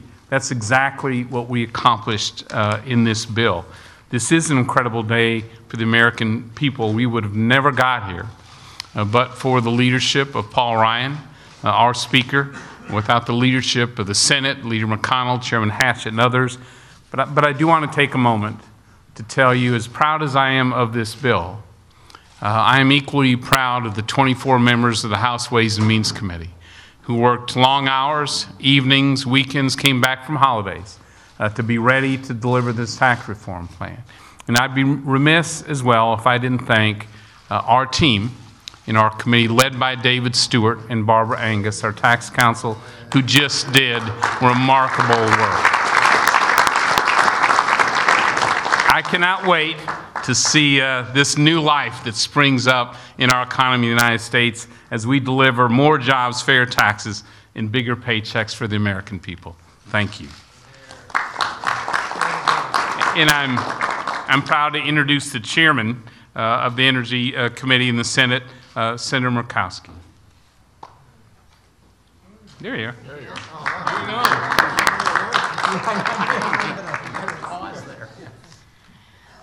I had to come from behind my Congressman for All Alaska, Don Young, who has been with us on the ANWR fight for 37 years now. So while I was able to be the architect of Title II in the Senate and proud to do so, I think it is only appropriate that I recognize the Dean of your House, Congressman Don Young, who has done an extraordinary job for us in opening up ANWR. But as tax reform has been long awaited, so has opening the 1002 area to limited exploration and production, an area of extraordinary resource that can be accessed with a minimal footprint, something that Alaskans have been fighting for 38 years. You don't give up on something when the cause is right, when you know you have so much to contribute. So to colleagues who have stood with us as the Alaska delegation, with those who have stood with Alaska, with those who have stood for American energy production, today is indeed a bright, bright day. We thank you for your continued support. Alaska will make you proud. Thank you.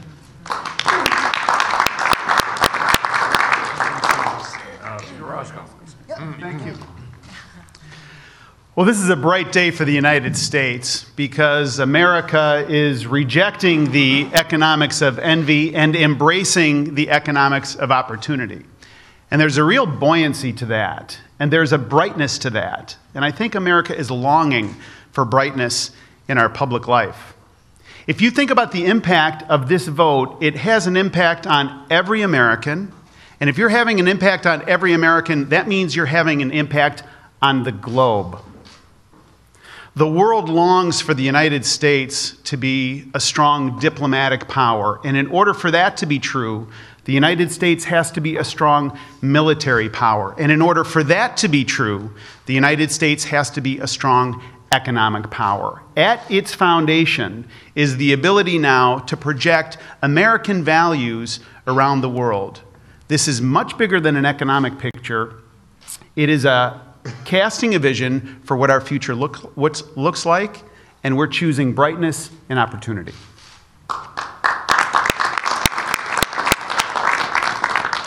Mike Isaac.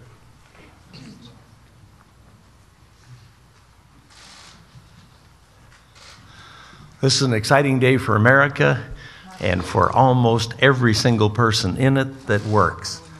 I had a person, though, say, well, we're not going to know whether this tax helped us or not for another year, till April 15th of the following year. I said, no. Companies are going to get the new withholding tables by the 1st of February.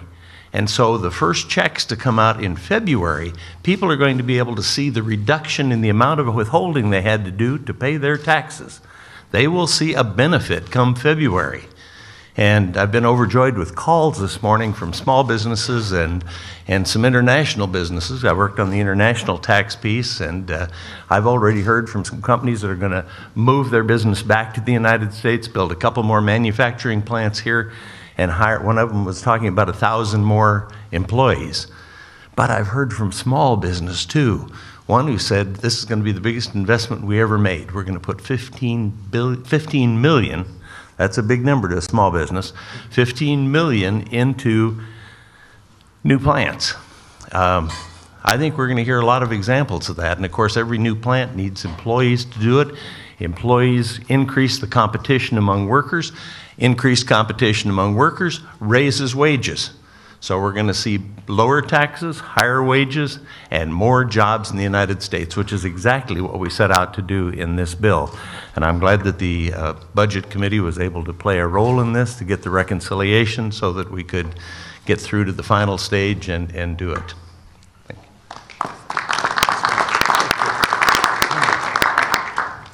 You know, I've told this story a couple of times before, but a while back I was grocery shopping on a weekend at about 11 o'clock at night, and a mom came up to me, and she had her hand full of coupons and her grocery cart full of generic food, and she said, "Christy, when is it going to get better?" She said, "My electricity costs have gone up, healthcare costs have gone up. When is it going to get better?" By passing this bill and signing it into law, it just got better for that individual, for that family. In my home state of South Dakota, the average household income is $54,000 per year. And they pay double the national average in energy costs just because of where we're located. For that family, right now, they have about an $830 tax liability. With the passing of this bill, now they will get a $730 refund. That's a $1,600 difference. And for that family, that's life-changing. That's a weekend they can spend with their kids. They can take a couple days off, put some money in a savings account. So as I came to the table as a Ways and Means member and a final negotiator on this package, I came to that table as a farmer, as a rancher, but most importantly as a mom who wanted to see those families get some relief. So this is a wonderful day for us. Not only did we meet family needs, but we also gave tools to farmers and ranchers and small businesses across the country. Interest deductibility, expensing, a new small business low tax rate. Those are all things that are going to pay off and build strong families, but also a strong future for this country. You know, the bottom line is this, that people have worked hard for their money. It's about time that people in Washington, D.C. respect that and let them keep more of their money and make their lives and their futures better. So thank you, Chairman Brady, for your work on this bill. And what so impressed me throughout this process is that Chairman Brady let us be legislators. You know, I served in our state legislature. I was the assistant majority leader there. Since I've come to Washington, D.C., one of the things that frustrated me the most is that you see very little of the legislative process. But this chairman let us be legislators. He let us negotiate, craft policy, and I absolutely loved the fact that he gave us that opportunity to truly be a part of forming this bill so that it worked for our districts, our states, but for this country. And now I want to introduce the man who gave such an inspirational speech yesterday at the White House. I talked to so many people that said it almost brought them to tears, but Chairman Hatch will speak next.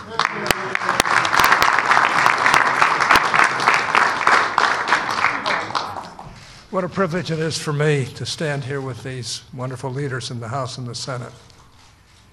You know, I'm so proud of Paul Ryan and Mitch McConnell, and the chairman of the Ways and Means Committee and the other members, and the people on the Finance Committee. This was a landmark day, and I can say that if we can keep going, we'll get this country going like it's never been going before. I'm grateful to stand here with these great leaders. I'm grateful for the influence they've had, and I'm grateful for the influence they've had throughout the country. This is the greatest country in the world, bar none. We don't want it to slip, and it won't, as long as we have top leaders like this, and we have a Congress like this, where every member really cares, and they care for the right reasons. So God bless the United States of America. Thanks so much.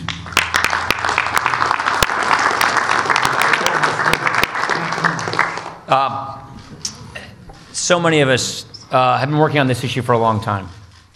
And as a former chairman of the Ways and Means Committee, I just have to tell you how so many men and women here have fought for this moment. So I also want to echo what Kevin Brady said. I want to thank the staff for all their hard work. I want to thank George Callis on our staff who came from the Ways and Means Committee to the Speaker's office with me and so many other people to make this possible. We come to these jobs to try and improve the lives of the people we represent. And this bill, more than so many other things we've ever tried to do, does that. And so we're very thankful and we're very hopeful. Because when we've been working on this issue for so many years, we can see on the horizon this great potential for our people and for our economy.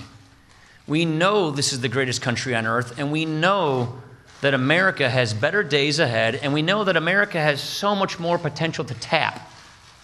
This bill taps that potential. You know, I just look at the state of Wisconsin. The average income family of 4 in Wisconsin is going to get in excess of a $2,000 tax cut. That's real relief for real people living paycheck to paycheck. We're heartened that hours after this bill passed, we're seeing companies across the country giving bonuses to their employees. One company in Philadelphia, $50 billion in capital improvements and investment over the next 5 years because of this tax bill. We're encouraged at the fact that this is going to give the American economy the jolt of energy it needs to give people the opportunity they deserve. So we're so excited about this chance and this opportunity. And we're so thankful to the men and women of this country who sent here to work on their behalf, and that we are able to actually deliver this generational defining reform in this moment. So at this time, I'd simply want to ask the Senate Pro Tem, Senator Hatch, to join me in enrolling and signing this legislation.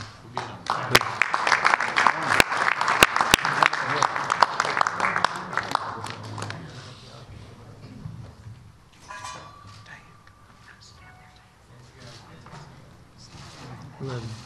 See who has better connections. Hey, Kevin, get up here. Kevin, get up here. Get up there, Mr. Chairman. Oh, you get on this side. Yeah. Come on. You put a few hours in. There you go. Brady gets a pen, right? You get a pen. You get a pen. You need to be up front. Sign with each letter.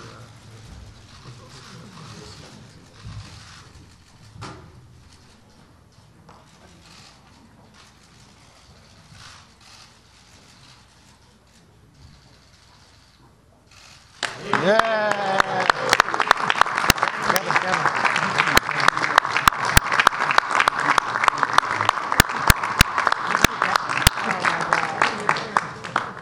Thank you, everybody. All right.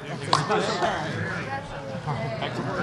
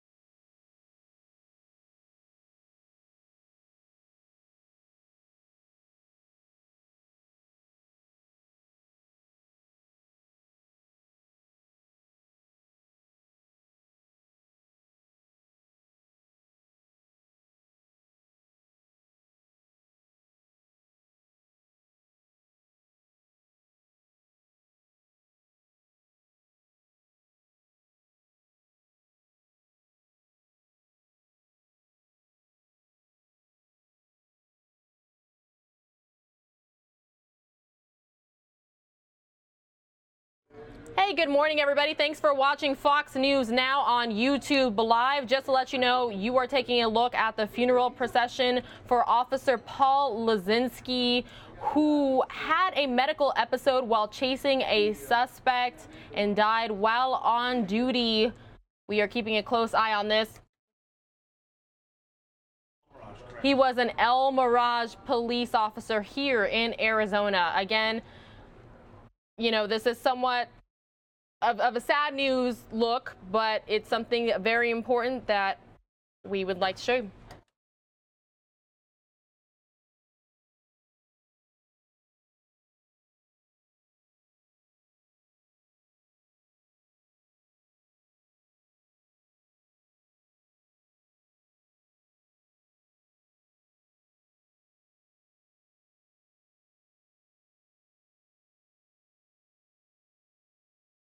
Thanks to everybody watching us on the Fox 10 Phoenix Facebook page as well. Just a heads up, Ron and I are about to start our extra show on Channel 45, Cable Channel 9, so we may be switching off of this. Again, if you are watching the funeral procession, we will likely be switching off of this, so just a heads up.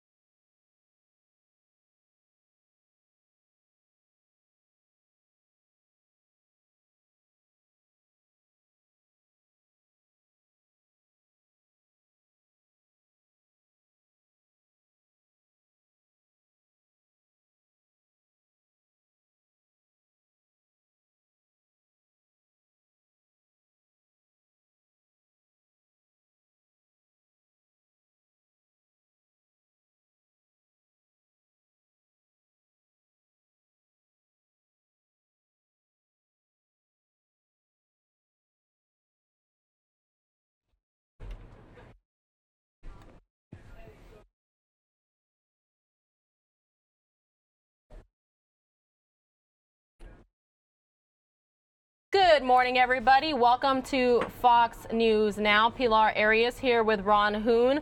Unfortunately, we have a somber way to start the show this Thursday morning. Yes, it's we have had another law enforcement officer pay the ultimate price in serving and protecting our community. And these are the live pictures of truly an impressive show of respect and love on behalf of family, friends, and the law enforcement community as funeral services are going to be getting underway in just a while now at the Radiant Church in Surprise for an El Mirage police officer named Paul Lazinski, who died while chasing a suspect just the other day in his community. You're looking live at Sky Fox Pictures coming in from the church. We've been watching a procession that has been underway now for about the last 20 minutes or so. And take a look right there. This is Sky Fox showing you the color guard.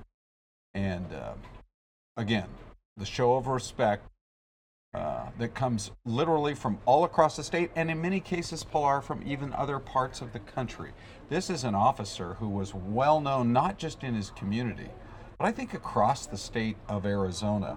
And one of the sad parts of this is that he was within a year of retirement. His life was a life of service, 17 years that he had spent on the force, trying to make El Mirage a better community, and before that, serving his country for 20 years in the United States Army. So, truly a hero, and unfortunately, as he was in the midst of chasing this suspect, he had a seizure. They rushed him to the hospital. The best efforts of the medical staff were not enough, and he lost his life. And today he's being honored and remembered in an upcoming ceremony at this church in the Northwest Valley. You know, Ron, unfortunately, in my journalism career, I've had to cover quite a few funerals for first responders, whether it's officers, firefighters, and, you know, of course, the respect is shown, but I'm trying to think of a better word to describe it than beautiful when you see the honors that are given. Yeah. It's a sense of love, I think. Love, and at the same time, just a sense of service that one individual can provide to a community. Because how many stories have come out in the last few days about how he, you know, not just did all the duties that you'd expect of a law enforcement officer, but he had such a big heart and such a kind heart that he did everything he could to try to improve people's lives at the same time that he was protecting the community. He knew he, many times would have to make arrests, but at the same time, he would show some empathy to those that he arrested in hopes of changing their life. I mean, when somebody goes away for a long time and they go into a corrections facility with the Department of Corrections, think about that. The whole idea is, they are serving time, but hopefully corrective action is being taken over the course of many years of a prison sentence. Here's an officer who wanted to take corrective action right at the time, saying, it's unfortunate. I've got to arrest you, whatever the crime is, but at the same time, just took an empathetic approach, I think, to almost every single person that he dealt with over the years. Yeah, so these are Skyfox images, so we're not able to actually hear the music there on the ground, but there's the hearse. Yes, yeah. Yeah, we've seen, matter of fact, a little earlier before we went on the air, we had seen the flag-draped coffin in the back of the hearse. And in fact, you can see that they are just literally slow walking in toward the church, where family, friends, and a lot of folks in the law enforcement community and other community leaders as well will be there to honor the life of El Mirage police officer Lazinski. All right, unfortunately, we need to move on to other news of the day, but we'll continue to keep an eye on this for sure. So we are calling it a shutdown showdown, Ron. Oh, you're talking about what's going on in Washington, D.C. There is an actual legitimate threat that the government could shut down today, tomorrow at midnight, because they already, as the saying goes in political circles, kicked the can down the road once in terms of funding of the federal government. And it looks like they are probably going to have to come up with a temporary stopgap measure again in Washington, just to keep the government running through the Christmas and New Year's holiday. And then once they get going in January, deal with this issue again. Long term, I mean, it sure seems like long term you could get people on both sides. I know Republicans and Democrats can't seem to agree on anything anymore there in Washington, but it seems like the ability to keep the government open and funded with a proper budget for the course of the next several, we all know they work on a kind of a different year where the funding goes generally a fiscal year to October, and then they start over in October. Why can't they get it done? I mean, they're just, I don't know, there are too many cooks in the kitchen, I sort of feel like here, Pilar. Again, this footage is from the House Rules Committee. This was just hours ago this morning talking about government spending, but I feel like they always wait until the last second to extend funding. Mm-hmm. Why can't they get this done earlier? No, yeah, I know. And you hear it said all the time, why can't they run more like a business? Where a business has a budget and they get it done, but I don't know. It is. These are some trying times, I think, in D.C. Again, it looks like they're at least not going to shut the government down 3 days before Christmas. That would be especially bad. Yes.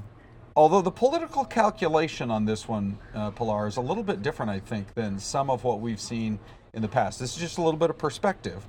In times past, there was a big government shutdown. This actually goes back into the 1990s. And there was a big government shutdown, and the Republicans paid a huge price for it because they were seen as being the intransigent ones who were trying to make a point by shutting the government down, and it so backfired on them.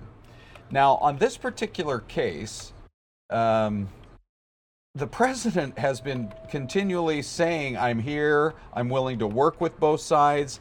We see the photo ops where Nancy Pelosi and Chuck Schumer come into the Oval Office, along with Paul Ryan and Mitch McConnell. And I mean, it's giving the view that the president wants to stay there and get this resolved and get it resolved long term. Who would pay the price this time around? Would Republicans still pay the price, or has the president managed to paint the opposition party, the Democrats, as being more interested in trying to push score some political points and hold up the process for an issue, particularly for the Democrats, that they feel especially strongly about? And I know a lot of Republicans do too, and that's a permanent DACA fix. But boy, that thing is so emotionally charged that to wedge that into a budget is just going to be, I don't see where they're going to come together on that. Ron, I was listening to this AHRC meeting earlier, and that's exactly what kept coming up over and over again. Oh, is that right? DACA. Is that right? Yeah.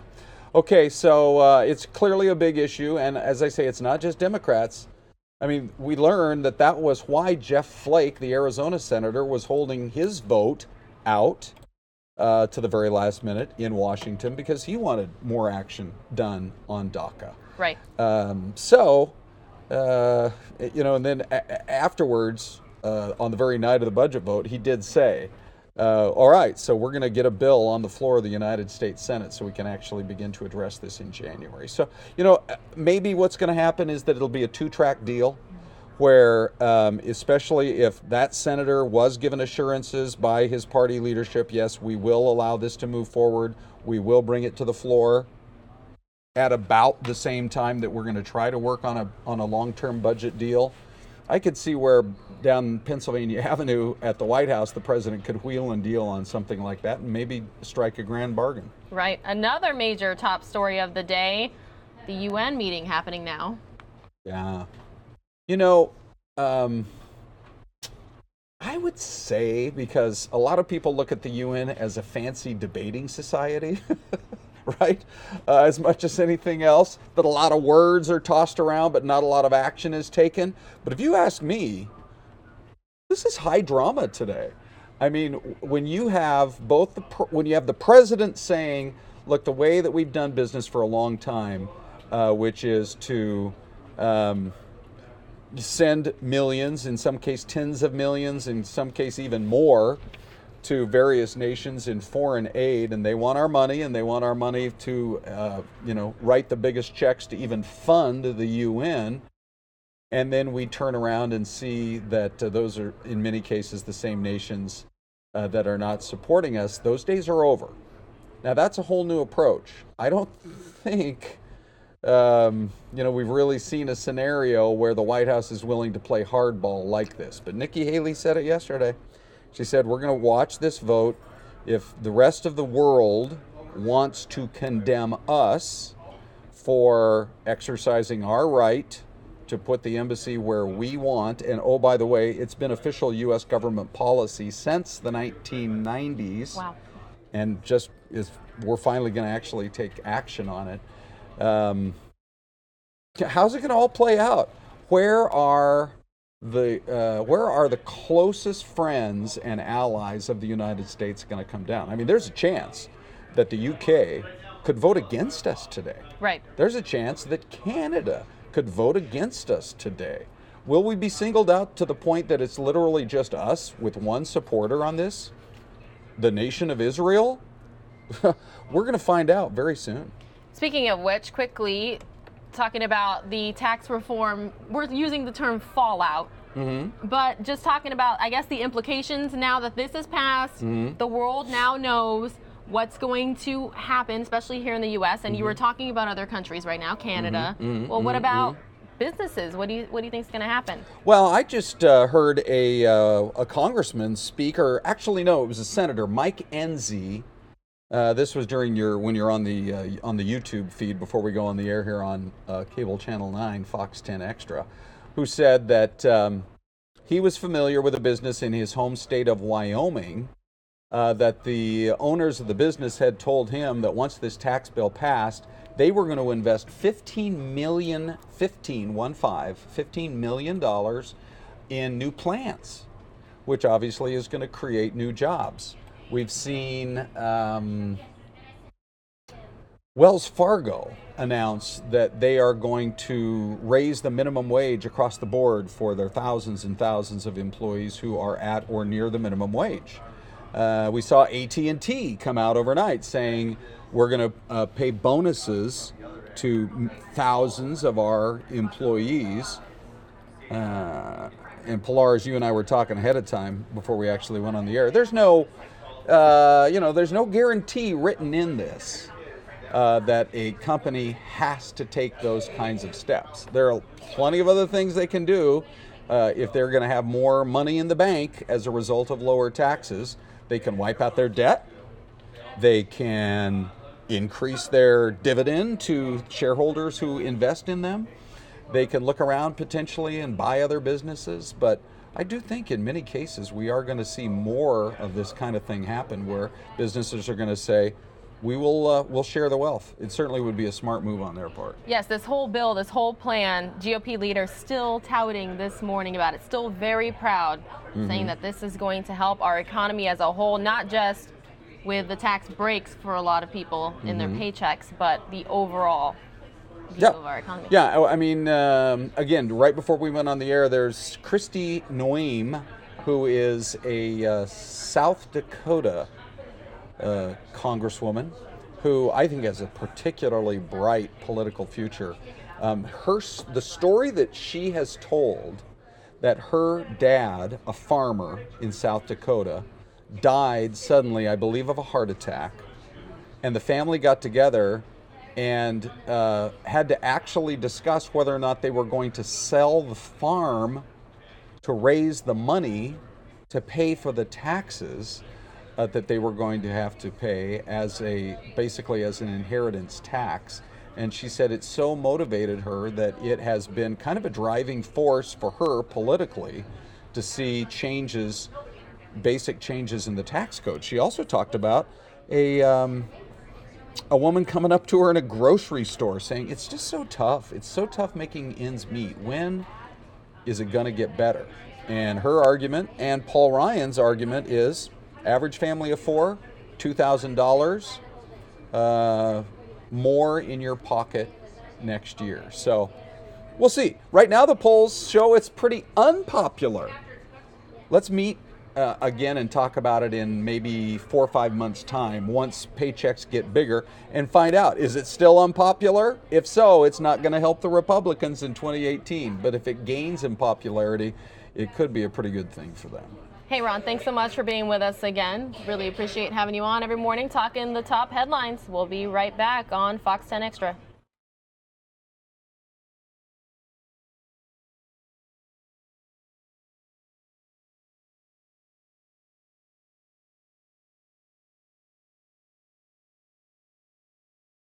With previous understandings and respect to Jordan's special role. Our countries will continue to work tirelessly with the parties, regional and international partners, not least within the Middle East Quartet, to promote a return to a meaningful process towards a negotiated two-state solution in line with known parameters towards a peace that can be sustained.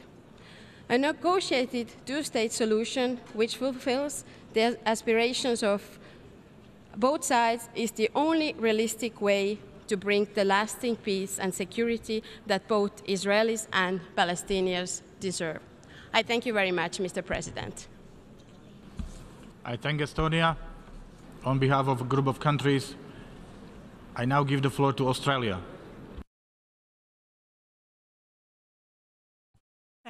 Thank you, Mr. President. Australia has a long-standing commitment to a two-state solution in the conflict between Israel and the Palestinians. This has been articulated at the highest levels of the Australian government and reconfirmed in recent weeks. There is much in this resolution with which we agree. We agree that Jerusalem is a final status issue to be resolved through negotiations, and Australia will maintain its diplomatic representation to Israel in Tel Aviv and its representation to the Palestinian Authority in Ramallah. We also agree with the call for an intensification of efforts aimed at achieving a comprehensive, just and lasting peace. Australia does not support unilateral action by either side of this conflict. We consider that such actions undermine the peace process. We do not, however, consider that this further resolution, in addition to the many on the peace process issued by the General Assembly each year, helps bring the parties Hey everybody, welcome back to Fox News Now this Thursday morning. You are taking a live look at the United Nations, where we have learned they have voted to approve the resolution condemning the U.S. on the decision to move the embassy from Tel Aviv to Jerusalem. We will keep a close eye on that for you. The conflict will be easy. Hi, everybody. Thanks so much for being with us. We like to bring you the nation's breaking news here live when we can, so we are keeping a close eye on that. Ron and I actually just talked about the shutdown showdown, so we actually have a story that will give you the latest on that. Crisis on these things. Republicans would love to strike a deal and go home for Christmas, but this could go to the brink. It was a lot of fun. It's always a lot of fun when you win. No surprise that President Trump was in a good mood at the White House. Congress had just passed tax reform, and he and other Republicans celebrated. But in the corridors of Congress, a problem is lurking. But is there a plan? There's a plan. There's a plan. What is it? Details of the plan. Well, we'll see. We'll see how or if Congress averts a shutdown, which could happen as the clock strikes midnight tomorrow night. The easiest solution, a stopgap spending bill that would provide enough money to carry the government over to January 19th. But there have been plenty of questions. Many Republicans want more spending for the Pentagon. There are some bipartisan calls for a huge disaster aid package for hurricane relief, children's health insurance funding, and a possible renewal of the controversial Foreign Intelligence Surveillance Act, or FISA. I think it's highly unlikely that there's a government shutdown. Treasury Secretary Steven Mnuchin seems confident a deal can be struck.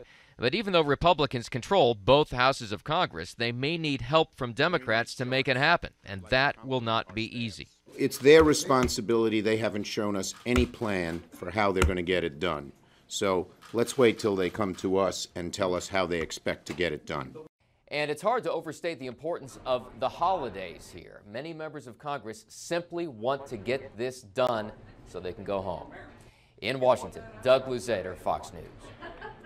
All right, Doug, thanks so much for that report. So in Texas, for those of you, new to the Fox News Now team. I actually just moved here from San Antonio, Texas. Well, Texas just passed a law called David's Law to fight bullying. It is named in honor of David Molak, a teenager who took his own life, and his family has been very vocal saying that it was due to bullying. Well, now some Texas teachers are getting involved in fighting bullying. So we will take a listen to that report out of El Paso, Texas.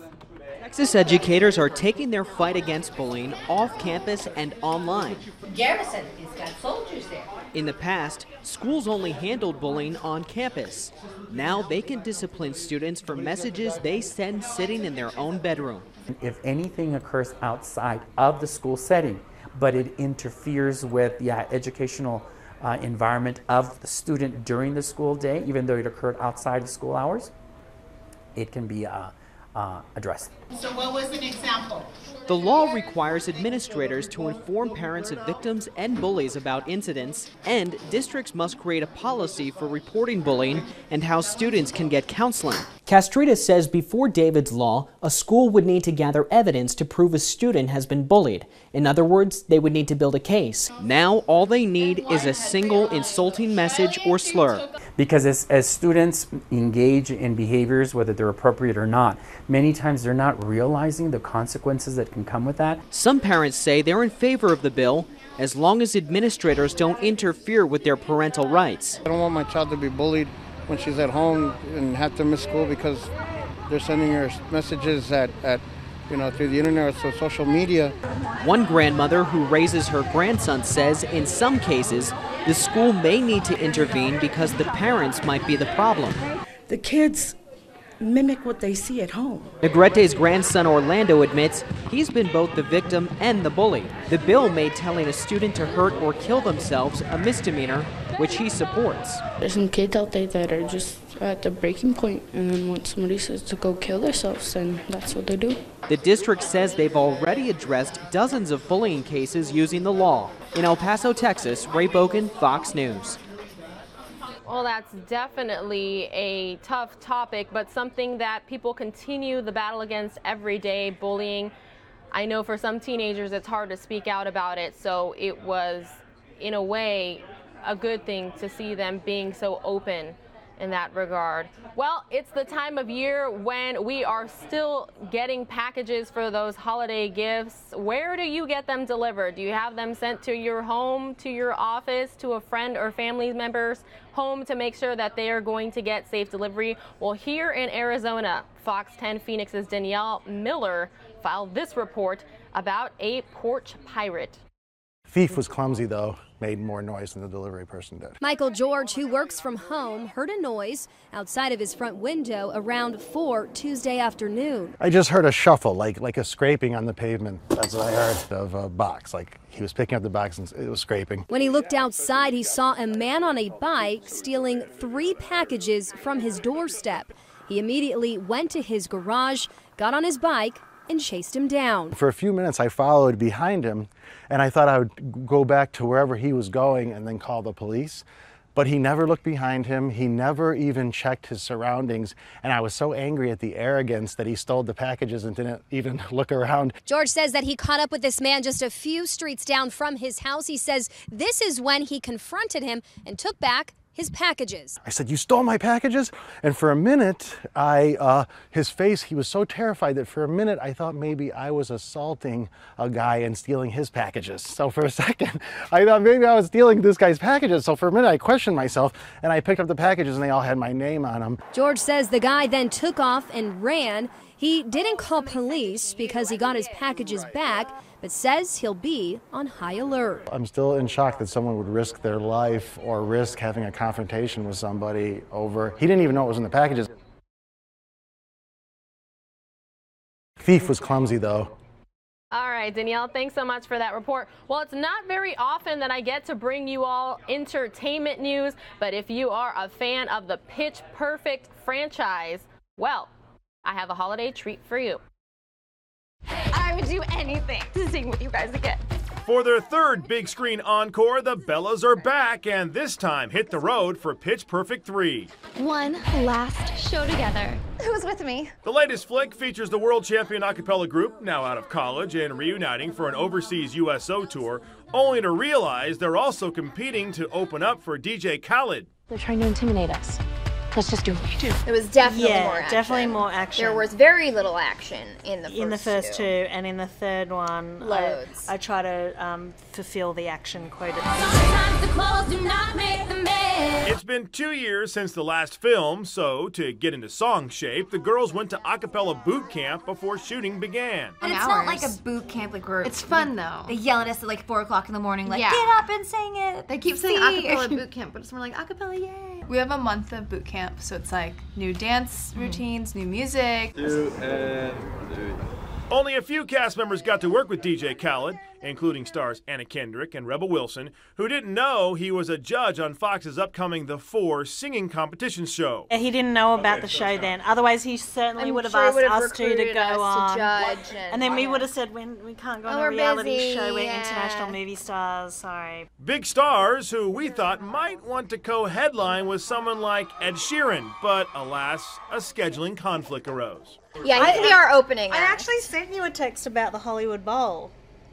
We Did got you? offered to perform live at the Hollywood Bowl already. What, as the group? Yeah. I feel like that would be a lot of rehearsal time. Yeah, it would.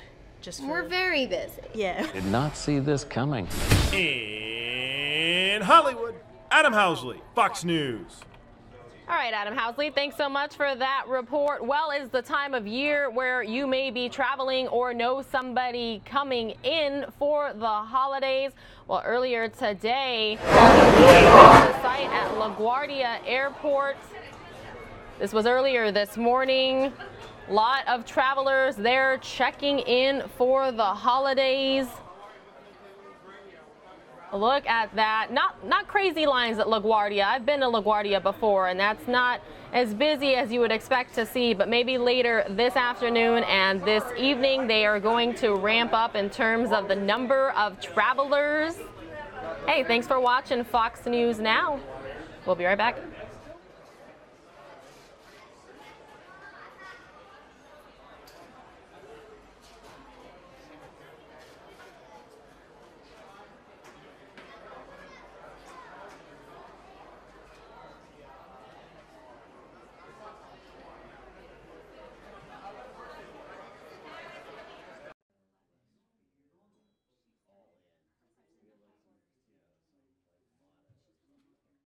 Hey, for those of us watching you on YouTube, thanks so much for being with us. Taking a live look at the UN here.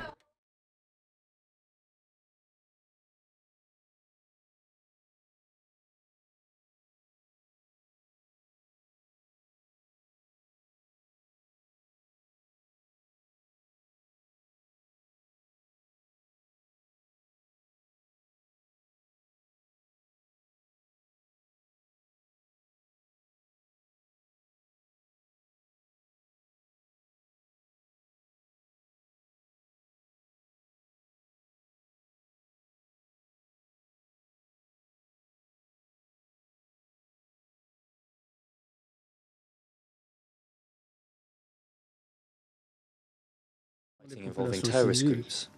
It is civilians, but also Afghan troops who continue to be the main targets of these asymmetric attacks. These are attacks led notably by the Taliban and by Islamic State. This high level of violence has led to a number of losses of human life, including among civilians, including a large number of women and children. It has a negative impact on the human rights situation in the country, the humanitarian situation, but also the economic and social situation. In this context, the presence and effective action of international forces, which we hail, remains of particular importance. Just as important are the Hey everybody, welcome back. Thanks so much for watching Fox News Now. You are taking a live look at the UN meeting still going on right now, keeping a close eye on that to see if any developments come out of it. But earlier this morning, we did have the Democrats and the Republicans have their own time at the podium during what they called leadership events. We'll take you now to the Democratic one. More and better. Okay, good morning, everybody. Thank you for coming. I want to thank my colleagues of our leadership team, Senators Durbin, Murray, and Stabenow, for joining me this morning. Well, we're almost at the end of the year of this Republican Senate under President Trump. And the Republican credo can be summed up this way: help the rich, hurt the middle class. The whole year can be summed up in that one sentence. Republicans have spent every waking hour catering to the wealthy and special interests, leaving the middle class and those struggling to get there as an afterthought. In doing so, the Republicans have cemented their legacy as the party of the rich. If you ask the top 1% how Senate Republicans did this year, they'd give them an A. If you ask the wealthy and powerful corporations how Republican senators did this year, they'd give them an A. If you ask the wealthy Americans who have taken advantage of tax loopholes how they did this year, they'd give the Republican senators an A. But if you ask middle-class Americans how the Republican Senate did this year, they'd give them a big, fat, red F. This week crystallizes this year in the Senate perhaps better than any other. In the same week that Senate Republicans lower the top tax rate on the wealthiest of Americans, they're failing to reauthorize the CHIP program that provides health care for millions of sick kids. In the same week that Senate Republicans voted to slash corporate taxes, they're shortchanging millions of middle-class Americans who lost their homes to wildfires and historic storms. In the same week that they're preserving the carried interest loophole they said they'd close, Republicans are failing to provide a boost in funding of both military and key domestic programs that the middle class relies on, like infrastructure, funding to combat the opioid crisis, pension relief, and more. They have been so focused, our Republican colleagues have, on taxes, they've been unwilling to reach agreement on these issues for fear it would upset their tax deal. That's been the story of the year. For the last 3 months, Republicans have buried their heads in their tax bill, zealously slashing taxes for those who need it the least, while leaving the critical middle-class programs behind. That's been the story of this year. Republicans haven't accomplished much, but what they have accomplished has only benefited the wealthy and well-connected. Reminds me of the old Woody Allen scene. Woody's at the diner with someone, and this guy says to him, "You know, these portions are small." No, sorry, I got it backwards. The guy says to him, "This food is terrible." But Woody said, "Yeah, but the portions are small." Yeah. Well, they haven't, the Republicans haven't accomplished much, but what they've accomplished has benefited the wealthy and well-connected. Republicans will argue they had a great year, pointing to 3 things: Judge Gorsuch, their use of the Congressional Review Act to roll back regulations, and their tax bill. All 3 of those things will help the rich and powerful. They'll help corporations, but they won't help the middle class. Senate Republicans jammed through Congressional Review Act bills that rolled back protections for middle-class people, for workers, for students, for women, all the while helping special interests. Senate Republicans engaged in historic obstruction to keep a Supreme Court open so that the Heritage Foundation and Federalist Society could handpick a judge that would rule on the side of corporations instead of people. And they capped the year by passing a tax bill that provides huge tax breaks for the rich and the biggest corporations, while providing crumbs and even tax hikes for the middle class. And that's what they did do. We haven't even gotten to what they failed to do or forgot to do. They tried for months to repeal the Affordable Care Act, which would have sent costs soaring for millions of Americans and caused millions more to lose coverage. They failed in that effort. But they have consistently undermined ACA in every way they can think of. Now, when premiums go up, the American people will know that President Trump and Republicans are to blame. They failed to authorize the CHIP program, children's health insurance. They failed to rebuild our infrastructure, something that would create millions of good-paying jobs, despite the president's promise. Wages have barely budged, and our Republican friends haven't done a thing to actually lift those wages. The president talks about the stock market. That helps mainly the rich. Wages, wage earners, growth is nearly flat. The president and Republicans promised they'd stop outsourcing, but that hasn't happened. Even the companies the president said he'd personally work with have sent jobs to Mexico, leaving families in the Midwest and across the country without the income they need this holiday season. Time and time again, the middle class was an afterthought or outright forgotten by Senate Republicans and President Trump. President Trump promised to remember the forgotten man. The forgotten man is still waiting to be remembered. Now, our Republican friends will claim they couldn't achieve more because of obstructionist Democrats, but that isn't true at all. All year long, Republicans have been hell-bent on pursuing a partisan agenda. Right out of the gate, on their two biggest priorities, taxes and health care, they used reconciliation, a partisan process that said Democrats get lost.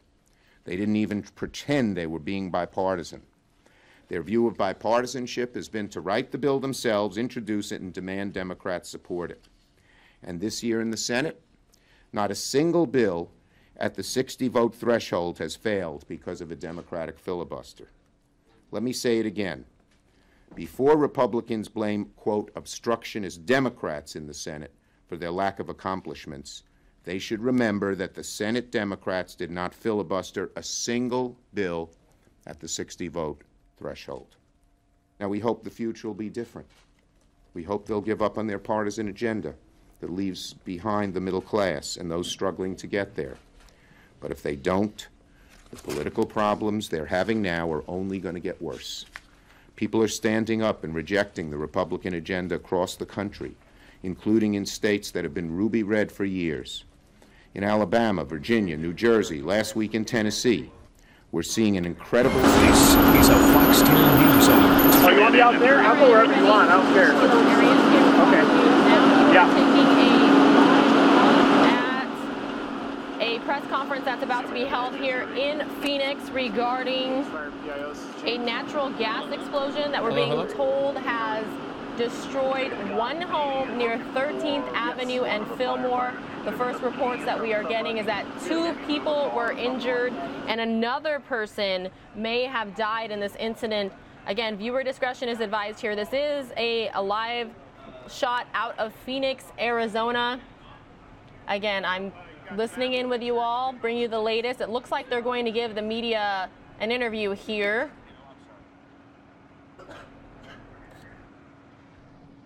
Let's listen in. Okay, ready? Jake Van Hook, Jakevanhook, Captain, Phoenix Fire Department. This morning, our crews were called out after 911 callers reported an explosion at a home. When our crews got here, they found a home that was nearly completely destroyed, a very large, active burning fire. They didn't know it at the time, but it was being driven by gas that had broken or had some involvement in the explosion and the fire. Our crews quickly identified that gas was still burning, and at this time it's still burning. The leak remains. Southwest Gas is on scene helping us to secure that. The fire extended to another building just to the west of the original house. Our crews have stopped the forward progress of that fire on that side. And then we also had 2 patients that we're aware of at this point. Both were critically injured. One was pronounced dead at the scene by our crews, and the other has been transported as a trauma to a nearby trauma center. At this time, we're working with SRP, also because lines were knocked down behind the residence in the alleyway, and our crews I'm sorry, let me start that again. And our crews have investigators on scene to start to sort out all this emergency scene here that we're working with. Okay, so I understand your theory at this point. This started with an explosion, a gas-fueled explosion leading to this fire. You know, so I don't know exactly where it started, but yes, absolutely. It does appear that gas is involved in this fire in an extensive way. I don't know if a fire started prior and then gas became involved, or if the gas leak was preceding the fire. Does that make sense? Yeah. Okay. What do we know about the people inside the home, too? Is this a family? Any idea who these folks are? I don't know. There were other people at the home. At least it appears that there were other people at the home. Workers. I'm not sure if it was workers, visitors, family. I'm not sure, but there were several people around and at the home at the time of the incident. And I'm basing that on the calls that we received to our 911 dispatch center. So I haven't been able to go and confirm any of that with our guys that were first arriving. I'm only aware of the two people that I spoke about momentarily ago, the one that was transported and the one that was pronounced dead. Our crews are still working on the scene, continuing to search, continuing to do the work that they do, and who those people are and how they relate to this scene, whether they're family members, homeowners, I'm not aware of that at this point. We're not sure. Well, for right now, we're going to continue to secure the hazards. So we still have this gas leak. We still have the lines down in the back. We're working with those utilities to stop it.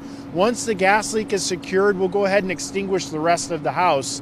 When we have an active gas leak, we don't extinguish that part of the fire. It's safer for us to let that gas that's leaking burn so it doesn't gather in other places, pool, and explode again.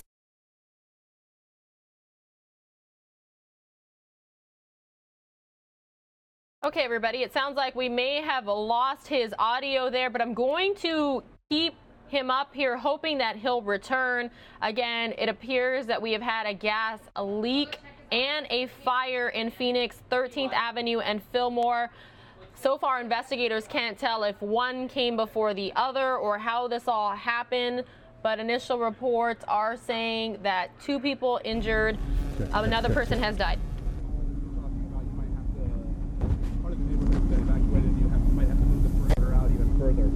What's the status on that? So that's something that our hazardous materials crews are working with Southwest Gas on. Always in a situation where we have gas that's leaking, we're worried about it migrating underground. So when it breaks off, it doesn't always have a clean break and it's not always above ground. If it makes its way underneath the ground, we've seen plenty of evidence, even within this city, of migrating gas causing issues. So we take a pessimistic approach to evacuate people from that area early on to make sure that we fully understand everywhere that the gas has gone and we make sure that it's eliminated from those places. Rough estimate of the number of people who've been evacuated so far? I'm not sure. That evacuation kind of took place as we were gathering down here. But people have in fact been evacuated in this, I assume, an immediate area, yeah? That's my understanding, that they definitely work with the different houses that are immediately adjacent to the involved structure. Neighbors said they thought they might have seen a stove installation or an oven going into the house, and then the explosion happening right after. Do you know anything about that? So only what we've seen so far and what our crews have seen so far, that there is a stove outside of a loading truck in front of the residence. I can't confirm that it had anything to do with the residents, but you mentioned that the neighbors kind of spoke to that. I can say that there is a stove sitting out in front of the residence, the residence that was immediately involved, and it's behind a loading truck. Is there also an animal in the house? Is there an animal involved? I'm not sure. I hadn't heard that. Is the house totally gone? Yes, the immediate structure is completely destroyed. And you don't know who lives there. You just know there were other people. Were they? Can you tell us the victims, adults, children? They appear to be victims. I'm sorry. Thanks, Mike. They appear to be adults, just based on the fact that I saw one of them and the other one. I believe that our crews would have let us know if it were pediatric. However, my understanding right now is that they're 2 adults. Yes. And the other folks that were there, were they all adults as well? I don't know. I don't know that one yet. Do you know how many people were in the other house that was affected? I don't know. I'm sorry. You're welcome. So there's currently we got an evacuation of 7 residents in this area currently going on now. All right, everybody, thanks so much for being with us on Fox News Now. You are taking a live look at aerial shots and ground shots of the situation going on in Phoenix off of 13th Avenue and Fillmore. We've been told that crews are still trying to turn off the gas. There is a gas leak and there was a fire. They're not sure if you could use the word explosion per se, because they're not sure exactly if the gas leak started first and then caused the fire, or if the fire possibly caused the gas leak. We'll definitely keep an eye on it for you, and we'll be right back.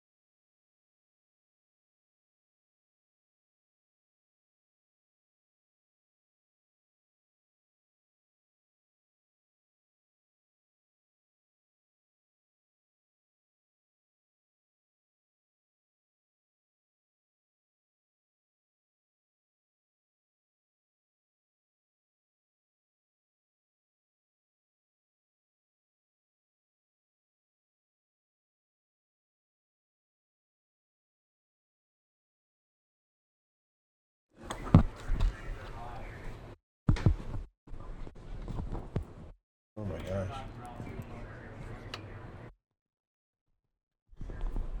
Welcome back, everybody, to Fox News Now. You are taking a live look at a scene out of Phoenix, Arizona, 11th Avenue and Fillmore. I am joined here now with Troy Hayden. What do we know about this? Well, I can tell you 11th Avenue and Fillmore. Go ahead and put are we up right now? Go ahead and put the picture back up again, Pilar, so we can look at this, so I can look at it as well. I'm just getting here. So this is near downtown Phoenix, not too far away. It's one of the older sections of town. You can see some of the older architecture. Phoenix is a fairly young city, so we don't have a lot of older architecture. And so it looks like this small home has been completely taken out by a gas leak. That's what I can tell you at this point. As I'm looking down, do you see any pieces of the roof at all? No, I do not. The roof is gone. I do not. It looks like we just have a couple of, go ahead. Initially, when I first came on with this, we were told that 2 people were injured, 1 died, but now it appears just 1 injured, 1 died. And when we just heard Phoenix Fire talking about it, it appears that both are adults. Okay. So. Well, that's an update for us. So as we can see the pictures right now, the work crews are digging down to try to get to this area where the leak was. Now, it doesn't appear, as I'm looking at these men working here, and possibly there are women there as well, they don't appear to be wearing breathing devices, so they probably got the gas off. But it's a good thought that where they're digging right now is probably another small valve for this whole area, and there's still fire going right now as we're looking at it. Yeah, so these are visuals from our Skyfox out there at the scene, but we also have ground visuals, so let's take a look at both here. You see firefighters there on the scene. The fire is still burning. Definitely looks like this home is completely demolished. Yeah, and as I'm looking at it, in the very middle of your screen of the aerial photo, I think I see bricks. I mean, so this may have been a brick construction home. And, there's definitely some wood in there as well, but maybe some parts of the home that were older. And so you're talking about a very strong building that has literally been blown apart. You know, it's a bomb, is what it is. If you get a house, we don't know where the leak was, but let's say it was inside the home, and it could even be a slow leak.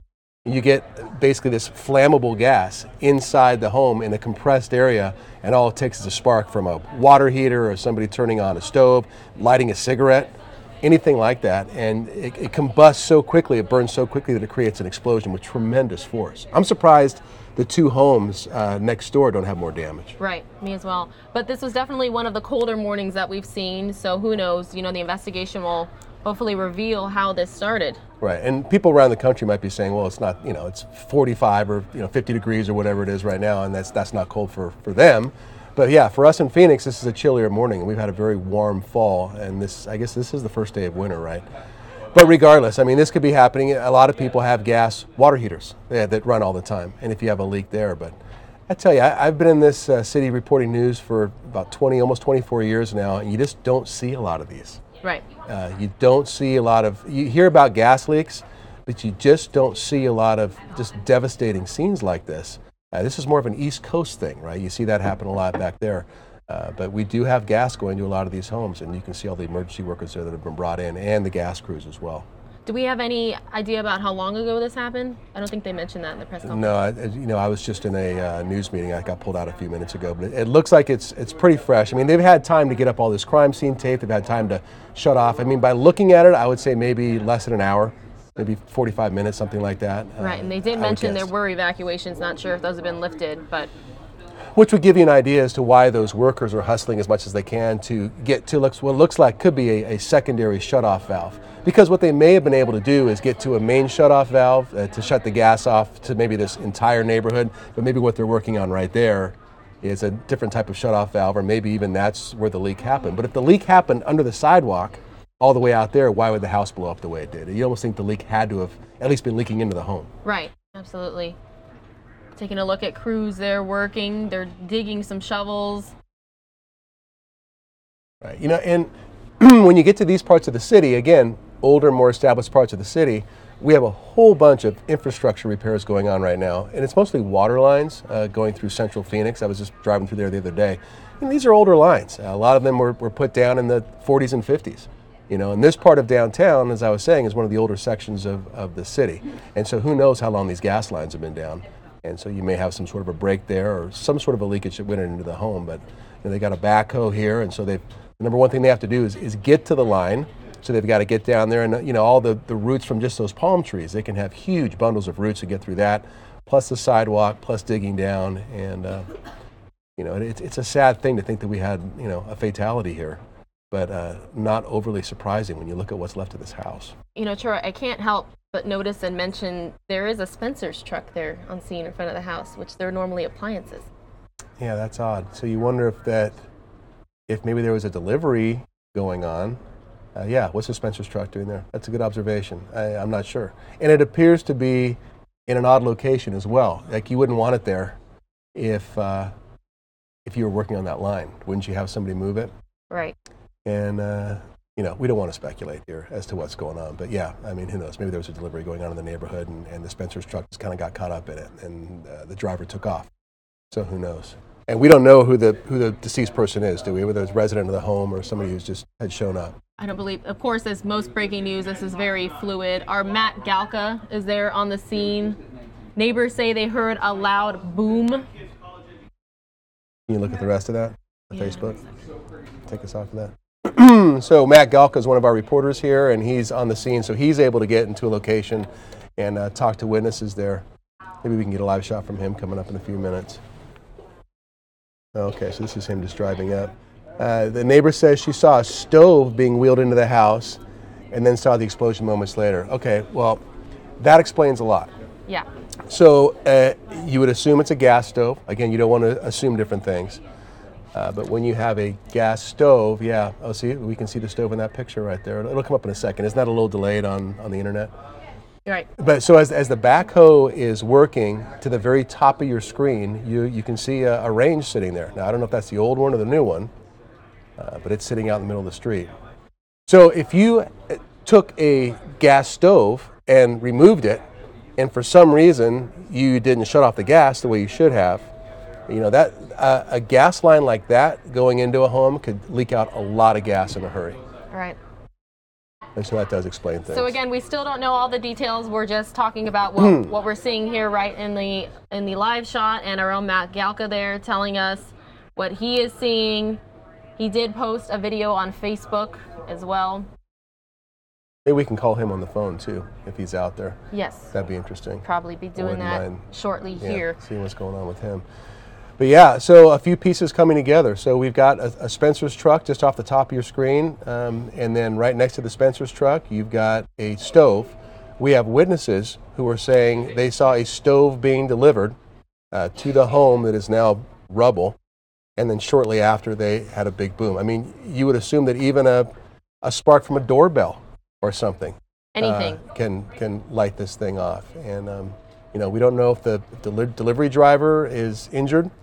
You know, we don't know if it's a resident in the home, but we do know that we've got, you said it was one fatality, right? Yes. It appears that Matt Galka can join us at 11:10 our time to give us the latest. Okay, it's about 14 minutes.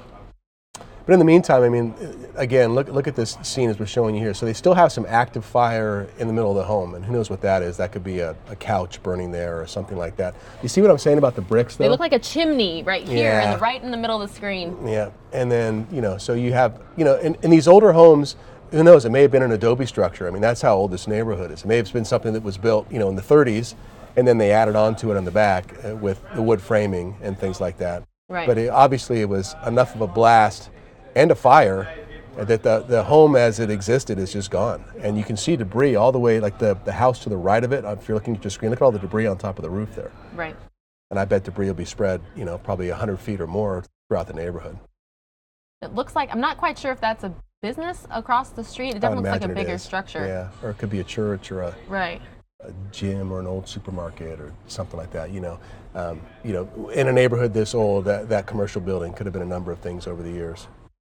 All right. Well, thanks so much for joining us. We'll continue to monitor this.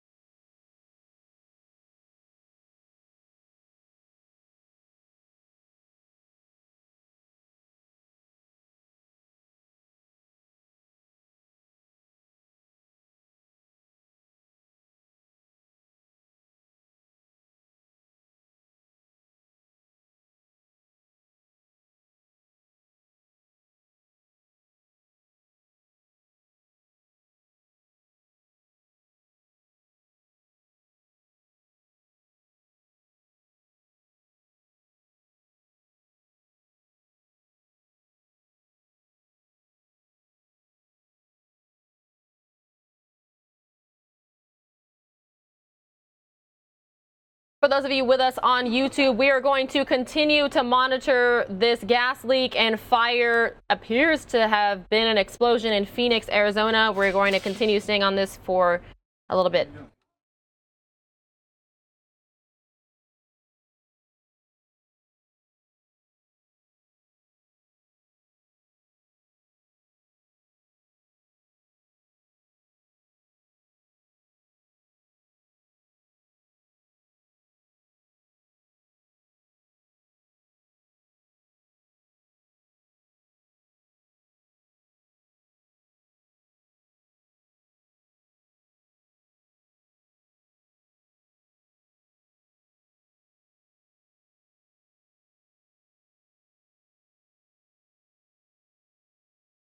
We are continuing our coverage of the gas leak and fire in Phoenix, Arizona. This is off 11th Avenue and Fillmore.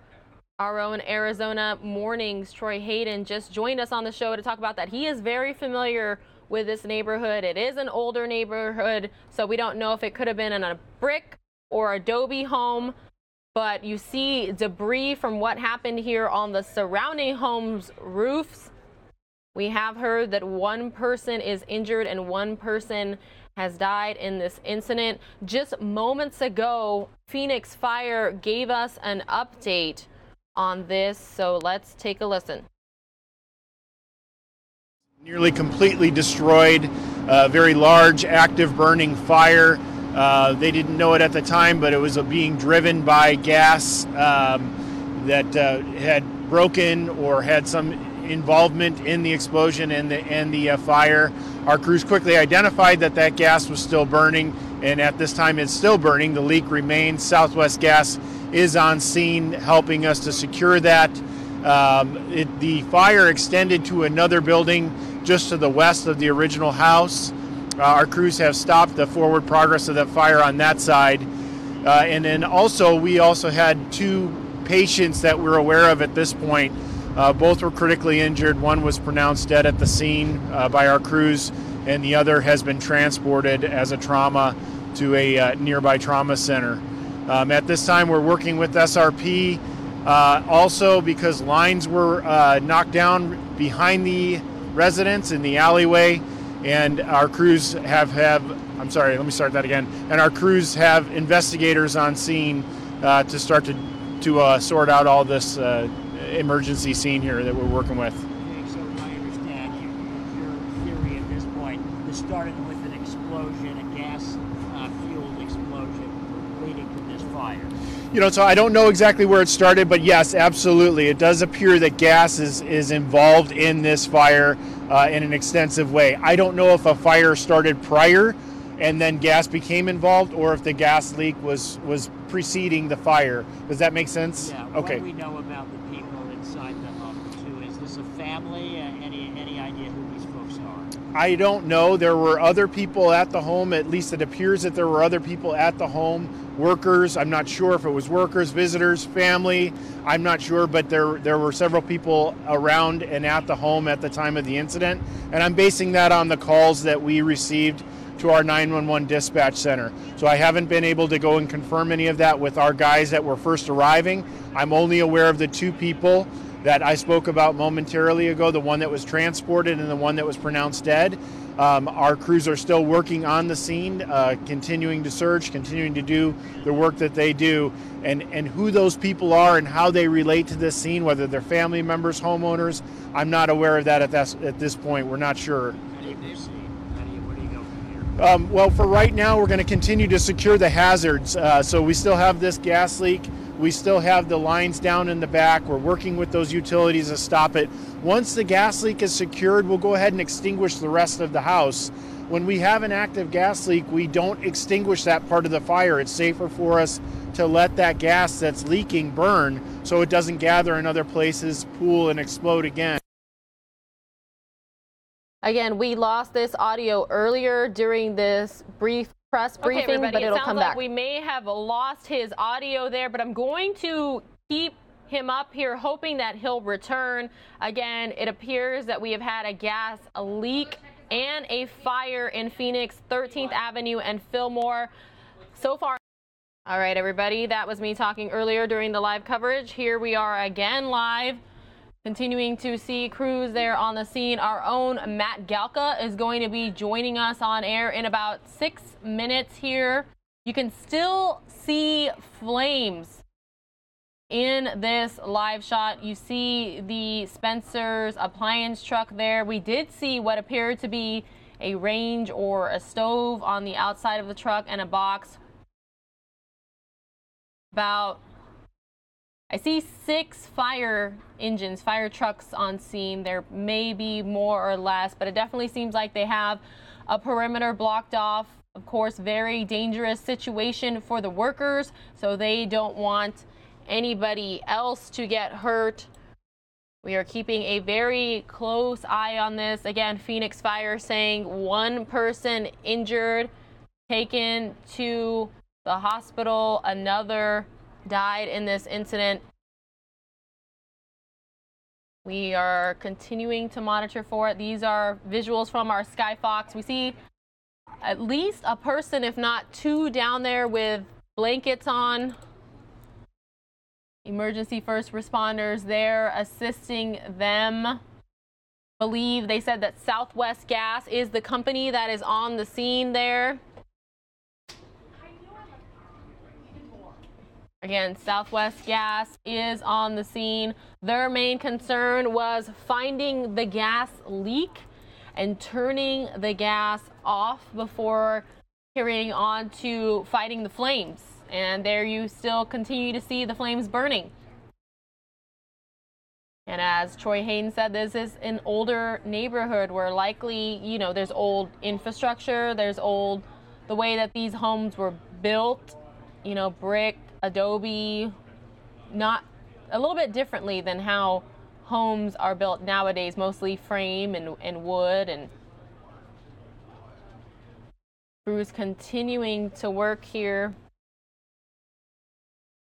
Still, you see the debris from the explosion onto the neighboring homes on both the right and the left-hand side.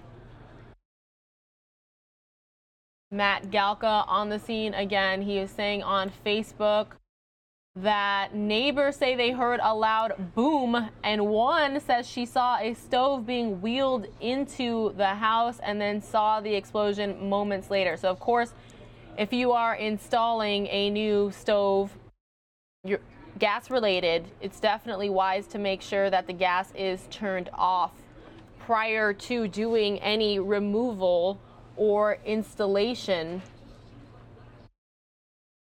Again, we're keeping close eyes on this for everybody. I mean, smoke continuing to billow out. Lots of safety vests there. Continue to see some digging in the bottom middle of the screen there. Crews are more than likely trying to get to this gas line, and they are trying to do that very quickly. Again, our Matt Galka expected to give us a live report on the scene just minutes from now. You're watching visuals from Skyfox. We're continuing to see flames. We got word about this. Phoenix Fire alerted us about less than an hour ago. Definitely less than an hour ago. 10:34 Arizona time. It's now 11:08.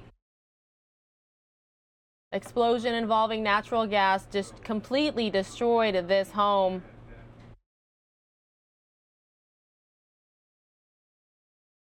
Phoenix Fire giving us the latest details they could.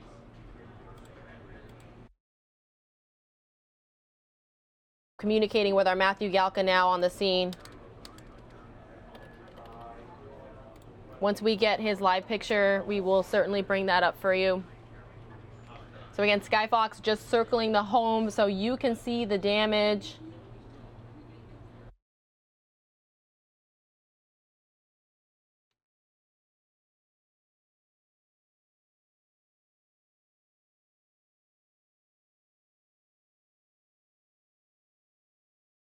Smoke continuing to come out. It is white smoke though, which is normally a good sign. That is normally a good sign that the fire is under control. You see the soot on one of the neighboring buildings there. It appears to be a home.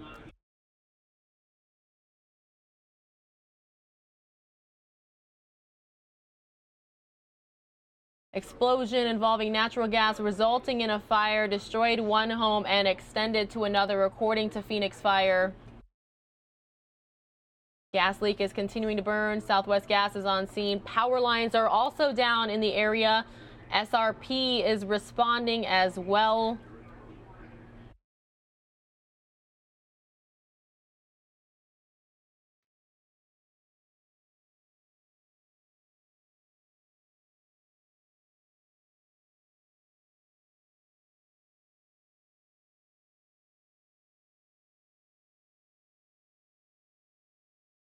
Okay, it appears we have our Matt Galka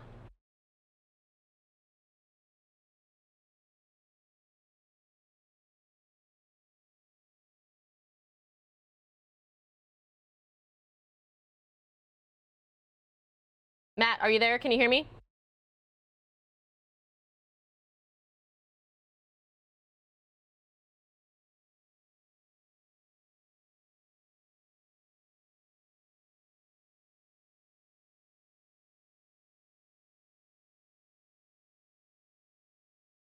Okay, everybody, please just bear with us while we try to get our Matt Galka, who is live on the scene.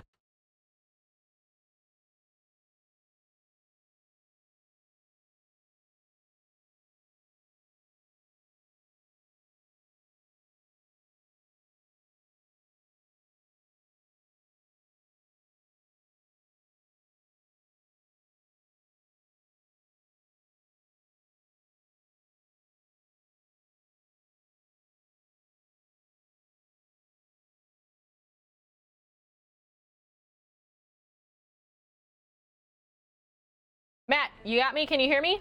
Nod if you can, and we'll take your live shot. Perfect. Here we go. All right, Matt, can you please tell us what you know there on the scene? Yeah, absolutely. Hang on 1 second here.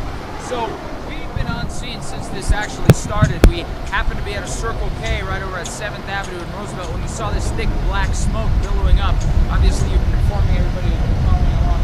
You can see it's still a very active scene. We'll just recap a little bit of what we know. When we first got here, that thick black smoke was still billowing. There was still fire coming from this home. And now, per Phoenix Fire, they responded to the explosion caused by what they're calling gas leak. 2 victims were at the house, as you mentioned. One was pronounced dead at the scene, and the other was transported to a hospital. The explosion destroyed the house where the gas leak started, and it also burned another house. No word on how much damage is on the other house, but as you can see, crews continue to work on both homes over there. And another thing that we're reporting right now is that neighbors in the area, because this is still an active gas leak, they have been evacuated while crews try to get things under control. Now, if you've been following along with me via Facebook or via Twitter, I was updating people on what neighbors were telling us when we first got here. Obviously, they were very shaken up. We talked to a woman who actually lives a couple of blocks away, and she heard this explosion. She said it was clear as day. It was almost like an earthquake. And a woman who lives directly across the street from where this explosion happened said that she saw 2 people bring a stove into the house, and then moments later heard the boom and saw the fire. She said it scared the blank out of her. You could fill in the blank there. Now, Phoenix Fire said a stove is outside the house, but they don't know the exact cause of this fire yet. Obviously, we're going to stay on scene. As you can see, crews are continuing to work. One thing that the Phoenix Fire Department did tell us was that they don't go after the gas leak right away. I guess it's better to let it burn off first, so that's why some smoke keeps billowing up. But obviously you have gas crews out here, you have SRP out here working on power, because this is a very powerful explosion, and obviously they left 1 person dead and another in the hospital. We will, of course, be out here, and we'll update you with any new information we get. Hey, Matt, thank you so much for being with us and for that live report. Unfortunately, we had a little bit of audio issues there. If you had to just sum it up and give us a brief rundown as to what happened here, can you please just give it to us one more time? Here, let me tell you, is this better? Can you hear me now? Is this better? That's much better. All right, great. All right, so I'll go through it again. We were actually on scene right away because we were just a couple of blocks away. We were trying to fill up our news car when we saw this black billowing smoke. I'll have Eric pan over one more time. You mentioned the crews are still on scene. They're still trying to get that gas leak under control. Obviously, there are 2 victims in there, and 1 person has died at the scene. What they're doing right now is they've evacuated some of the neighbors while they try to get that gas leak under control. And what Phoenix Fire did tell us was that they don't go after the leak right away. I guess it's better to let some of it burn off. But obviously crews are trying to contain that leak before it spreads any further. What neighbors did tell me when we got on scene, we actually spoke to a woman who lives right across the street. She said she saw 2 men wheeling a stove into the home. And then moments later, she heard the explosion. She saw the flames. She said it scared her half to death. And obviously, you see the aftermath right now. There was the original home where it happened. The fire did spread to another home. The original home where it happened is a total loss right now, and the other home is damaged. So right now, 2 victims, crews on scene, gas crews, power crews, while they try to get this situation under control. It's obviously shaken this neighborhood, and it's a very powerful explosion that left one person dead and another person being treated at the hospital. So crews are going to be out here for a good long while, and of course we're going to be out here, and we'll update you with any new information we get. Hey, Matt, thank you so much. We're going to go back to our Skyfox visuals. For those watching on YouTube and on air, we will be taking a quick break. Thanks so much.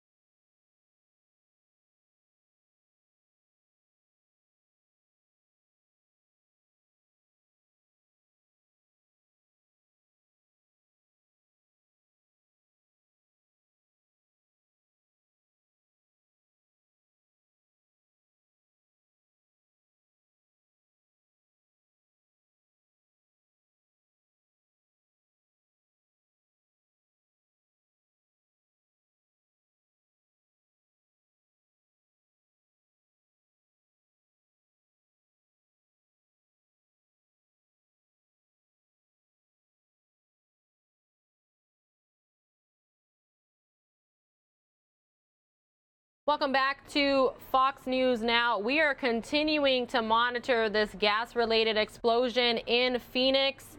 Actually, it appears we just lost that shot. Taking a live look at Phoenix here now. Skyfox had to leave the scene as well. So what I'm going to do for you all is I'm going to replay the earlier press briefing with Phoenix Fire. Again, you will hear me talking over that, but this was from Phoenix Fire moments ago. A very large, active burning fire. They didn't know it at the time, but it was being driven by gas that had broken or had some involvement in the explosion and the fire. Our crews quickly identified that gas was still burning, and at this time it's still burning. The leak remains. Southwest Gas is on scene helping us to secure that. The fire extended to another building just to the west of the original house. Our crews have stopped the forward progress of that fire on that side. And then we also had 2 patients that we're aware of at this point. Both were critically injured. One was pronounced dead at the scene by our crews, and the other has been transported as a trauma to a nearby trauma center. At this time, we're working with SRP also because lines were knocked down behind the residents in the alleyway, and our crews have and our crews have investigators on scene to start to sort out all this emergency scene here that we're working with. Okay, so I understand your theory at this point. This started with an explosion, a gas-fueled explosion leading to this fire. So I don't know exactly where it started, but yes, absolutely. It does appear that gas is involved in this fire in an extensive way. I don't know if a fire started prior and then gas became involved, or if the gas leak was preceding the fire. Does that make sense? Yeah. Okay. What do we know about the people inside the home, too? Is this a family? Any idea who these folks are? I don't know. There were other people at the home. At least it appears that there were other people at the home, workers. I'm not sure if it was workers, visitors, family. I'm not sure, but there were several people around and at the home at the time of the incident.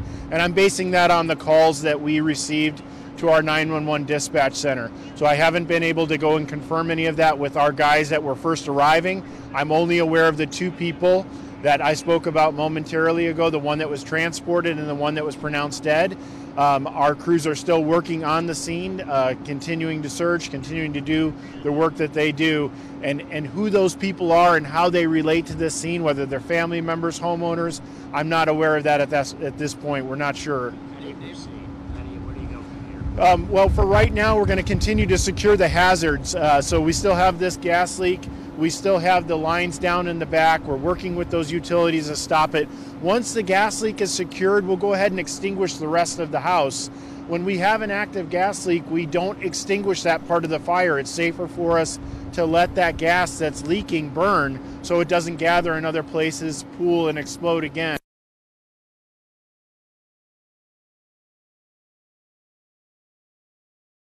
Okay, everybody, it sounds like we may have lost his audio there, but I'm going to keep him up here, hoping that he'll return. Again, it appears that we have had a gas leak and a fire in Phoenix, 13th Avenue and Fillmore.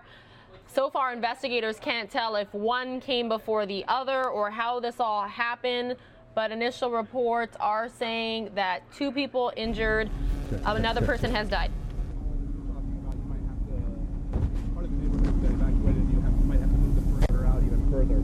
What's the status on that? So that's something that our hazardous materials crews are working with Southwest Gas on. Always in a situation where we have gas that's leaking, we're worried about it migrating underground. So when it breaks off, it doesn't always have a clean break and it's not always above ground. If it makes its way underneath the ground, we've seen plenty of evidence, even within this city, of migrating gas causing issues. So we take a pessimistic approach to evacuate people from that area early on to make sure that we fully understand everywhere that the gas has gone and we make sure that it's eliminated from those places. Rough estimate of the number of people who have been evacuated so far? I'm not sure. That evacuation kind of took place as we were gathering down here. But people have in fact been evacuated in this, I assume, an immediate area, yeah? That's my understanding, that they definitely work with the different houses that are immediately adjacent to the involved structure. Neighbors said they thought they might have seen a stove installation or an oven going into the house, and then the explosion happening right after. Do you know anything about that? So only what we've seen so far and what our crews have seen so far, that there is a stove outside of a loading truck in front of the residence. I can't confirm that it had anything to do with the residents, but you mentioned that the neighbors kind of spoke to that. I can say that there is a stove sitting out in front of the residence, the residence that was immediately involved, and it's behind a loading truck. Is there also an animal in the house? Is there an animal involved? I'm not sure. I hadn't heard that. Is the house totally gone? Yes, the immediate structure is completely destroyed. And you don't know who lives there. You just know there were other people. Can you tell us the victims, adults, children? They appear to be victims. I'm sorry. Thanks. They appear to be adults, just based on the fact that I saw one of them and the other one. I believe that our crews would have let us know if it were pediatric. However, my understanding right now is that they're 2 adults. Yes. And the other folks that were there, were they all adults as well? I don't know. I don't know that one yet. Do you know how many people were in the other house? All right, everybody, we will of course continue to monitor that gas-related explosion situation for you in Phoenix. Again, that was a replay from the earlier press briefing where you did hear me say there was 2 injured, 1 killed, but we have learned the correct information that there was 1 injured and 1 killed in that accident. So our Matt Galka is on the scene. We will continue to monitor that for you, but I'm going to switch gears really quickly. Our Liz Kodalik this morning got to spend some time at an Amazon facility, and she filed this report for us.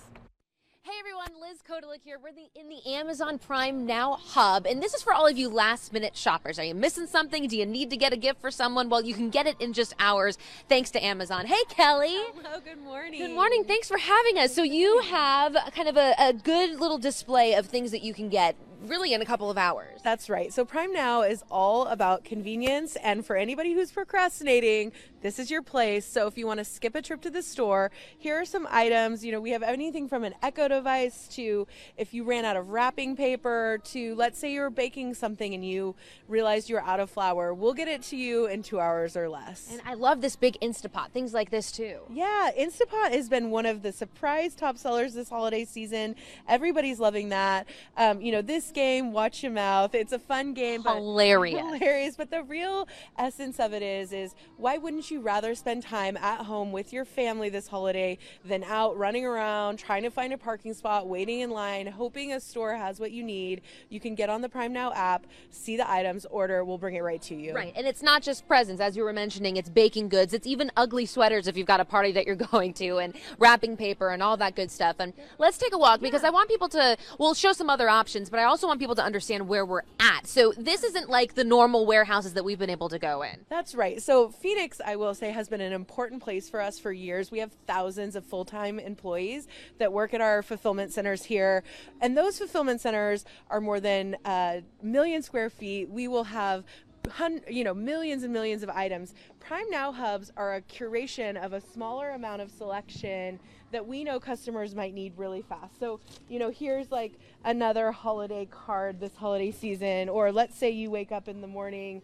and you normally do pancakes for your waffles family. Or something. You need syrup. You need syrup. You realize you're out of it. Why take a trip to the store? But we also have, daily essentials here are really popular as well. Here's some Tabasco. It's all fueled by the back-end technology that Amazon has been working on since the beginning of the company. And so it's really, people expect, all the peanut butter is going to be in one aisle or all the soap will be in one aisle. We have a process called random stow, all this technology on the back end where we know it's like finding a needle in a haystack. We know where these items are. So if somebody orders a Garmin, for one of their loved ones, a really popular tech item, we know where it is. We'll get it to you in really fast speeds. So cool. We're talking hours, and it's just amazing the way that Amazon has really kind of just developed and been able to just kind of impact so many people in different ways. As we're continuing to walk, something else I think is really cool is also alcohol. You guys are able to do the same sort of delivery process with alcohol as well. Yeah, we love it. What we do know is that there are a variety of items where you just may want to skip a trip to the store and get the item delivered from Amazon.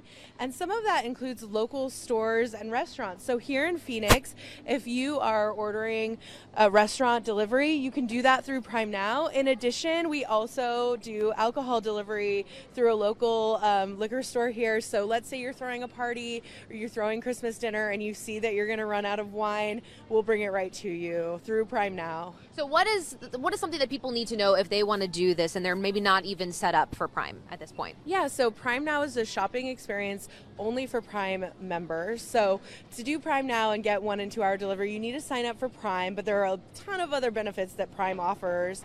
And then there's a Prime Now app you can download to shop the experience. What's so cool about the Prime Now app is it gives you real-time updates about your order. And so you can actually follow your courier on an app and see when they're getting close to your house. I have dogs, for example, so I like to put my dogs like in a spot when somebody's coming to the door. Smart. Yeah, so they're not running to the delivery guy. And so you can see that the order is about to be delivered all through the app, but there is a desktop version if you want to shop just on your computer and you're not into doing it on an app. We also have that option available, but it's very seamless, easy, and we are here for all the procrastinators this holiday. And they appreciate it, I am sure. Kelly, thank you so much. And you can see the people here inside of this warehouse. They are very busy. A lot of people taking advantage of this short delivery. Back to you. Hey everyone, Liz Kodalik here. We're in the Amazon Prime Now hub, and this is for all of you last-minute shoppers. Are you missing something? All right, those of you still with us on YouTube, we are keeping an eye on the situation in Phoenix where we had some sort of gas leak and then fire. This is our ground shot there. You still see smoke smoldering from the home. Again, we are keeping a very close eye on this.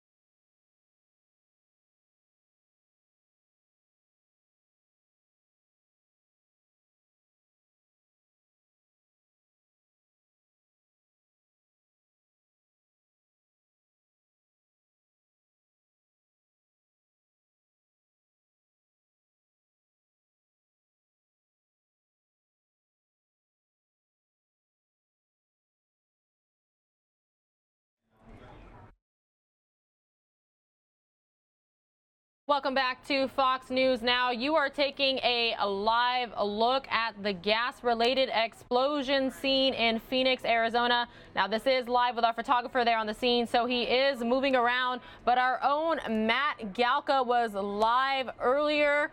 I'm going to play that for you. Here, let me tell you, is this better? Can you hear me now? Is this better? That's much better. All right, great. All right, so I'll go through it again. We were actually on scene right away because we were just a couple of blocks away. We were trying to fill up our news car when we saw this black billowing smoke. I'll have Eric pan over one more time. You mentioned the crews are still on scene. They're still trying to get that gas leak under control. Obviously, there are 2 victims in there, and 1 person has died at the scene. What they're doing right now is they've evacuated some of the neighbors while they try to get that gas leak under control. And what Phoenix Fire did tell us was that they don't go after the leak right away. I guess it's better to let some of it burn off. But obviously crews are trying to contain that leak before it spreads any further.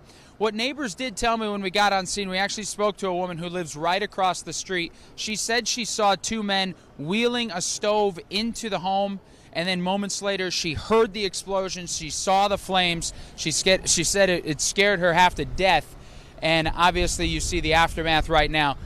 There was the original home where it happened. The fire did spread to another home. The original home where it happened is a total loss right now, and the other home is damaged. So right now, 2 victims, crews on scene, gas crews, power crews, while they try to get this situation under control. It's obviously shaken this neighborhood, and it's a very powerful explosion that left 1 person dead and another person being treated at the hospital. So crews are going to be out here for a good long while, and of course we're going to be out here, and we'll update you with any new information we get. Hey, Matt. All right. Thanks so much for that, Matt. Of course, we are continuing to keep a very close eye on this situation. Like most breaking news, it is very fluid, and information that comes in can sometimes be incorrect, can sometimes change. So we're going to keep a close eye on that. But earlier, Phoenix Fire did give us some details. I believe Matt's report had the neighbor reaction, but Phoenix Fire gave us the facts as to what happened and who was responding on scene. So again, we're going to take a listen to that. Both were critically injured. 1 was pronounced dead at the scene by our crews, and the other has been transported as a trauma to a nearby trauma center. At this time, we're working with SRP. Also, because lines were knocked down behind the residents in the alleyway, and our crews and our crews have investigators on scene to start to sort out all this emergency scene here that we're working with. Okay, so I understand your theory at this point. This started with an explosion, a gas-fueled explosion leading to this fire.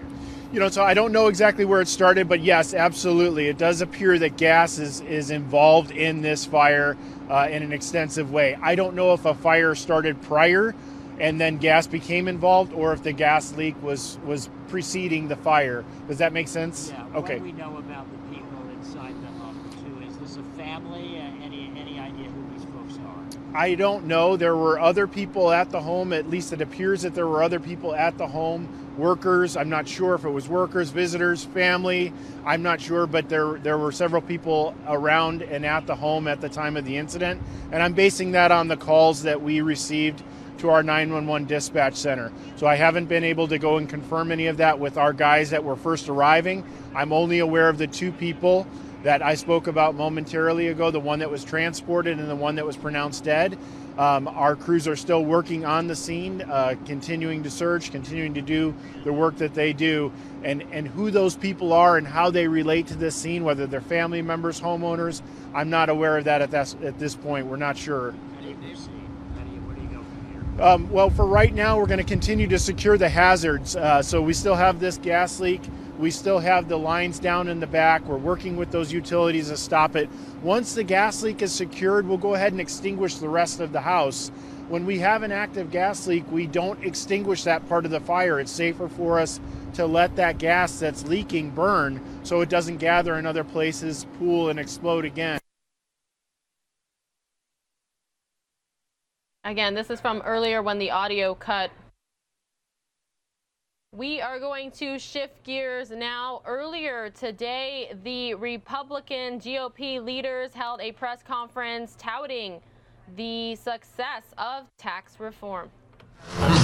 Yeah, I know. I know. Okay, No, okay. I talked. I'm familiar with this. Good to see you. As long as we know that. It's a good chairman. No, you're perfect.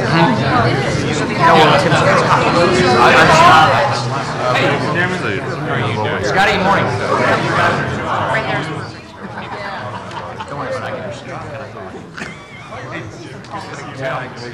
I didn't say that. Tim, you're up. You ready to start? Yeah, that's right. Well, good morning. What a good morning this is.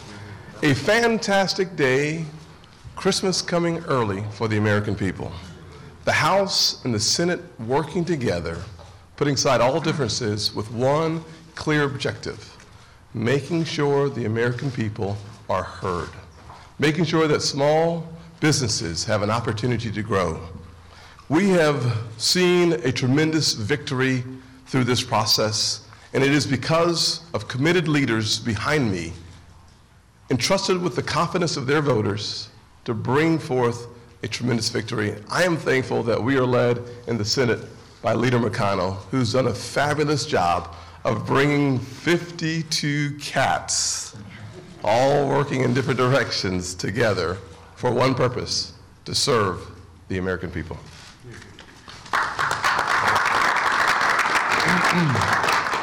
Well, thanks, Tim. This is a happy day indeed for the American people. These middle-class tax cuts are resonating already. We've used examples of single parents making $41,000 a year who are getting a 73% reduction in their taxes. But it's not just on the individual side. I was pleased to see America's corporations standing up almost immediately and saying that employees are going to benefit from this great tax cut. Led off by AT&T yesterday with a $1,000 Christmas bonus to 200,000 employees. Echoing after that, other corporations standing up and saying just exactly what people like Speaker Paul Ryan have been predicting for a long time. This is going to provide great opportunities for the employees of our country. So it's a great Christmas season. Happy to be here. And with that, the chairman of the Ways and Means Committee, a leader on this issue, all along the way, Kevin Brady.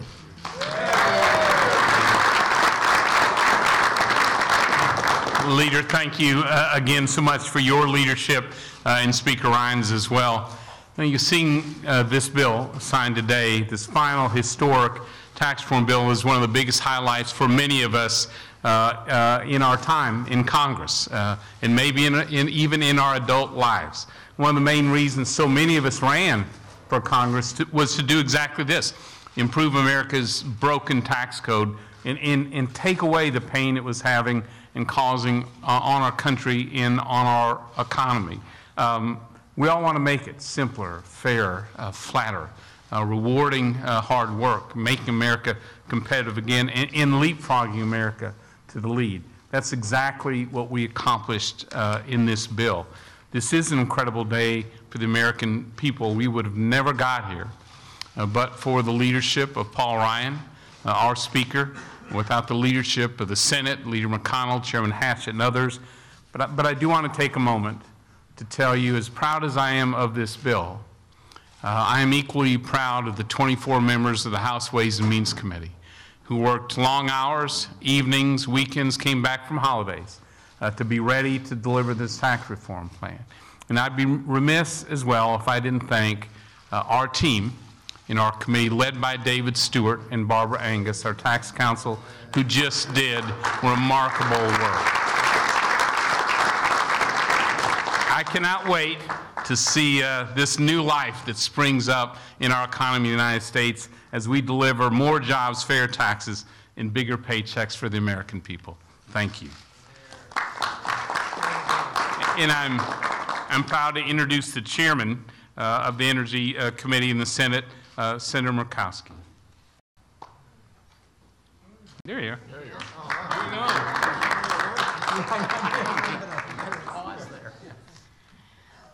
I had to come from behind my congressman for all Alaska, Don Young, who has been with us on the Anwar fight for 30 7 years now. So while I was able to be the architect of Title II in the Senate and proud to do so, I think it is only appropriate that I recognize the Dean of your House, Congressman Don Young, who has done an extraordinary job for us in opening up the Anwar. But as tax reform has been long awaited, so has opening the 1002 area to limited exploration and production, an area of extraordinary resource that can be accessed with a minimal footprint, something that Alaskans have been fighting for 38 years. You don't give up on something when the cause is right, when you know you have so much to contribute.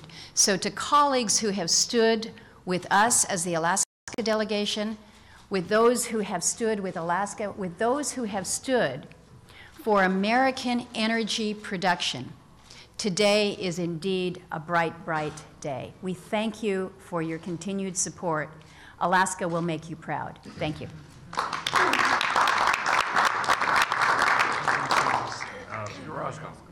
Thank you. Well, this is a bright day for the United States because America is rejecting the economics of envy and embracing the economics of opportunity. And there's a real buoyancy to that, and there's a brightness to that. And I think America is longing for brightness in our public life. If you think about the impact of this vote, it has an impact on every American. And if you're having an impact on every American, that means you're having an impact on the globe. The world longs for the United States to be a strong diplomatic power. And in order for that to be true, the United States has to be a strong military power. And in order for that to be true, the United States has to be a strong economic power. At its foundation is the ability now to project American values around the world. This is much bigger than an economic picture. It is a casting a vision for what our future looks like, and we're choosing brightness and opportunity.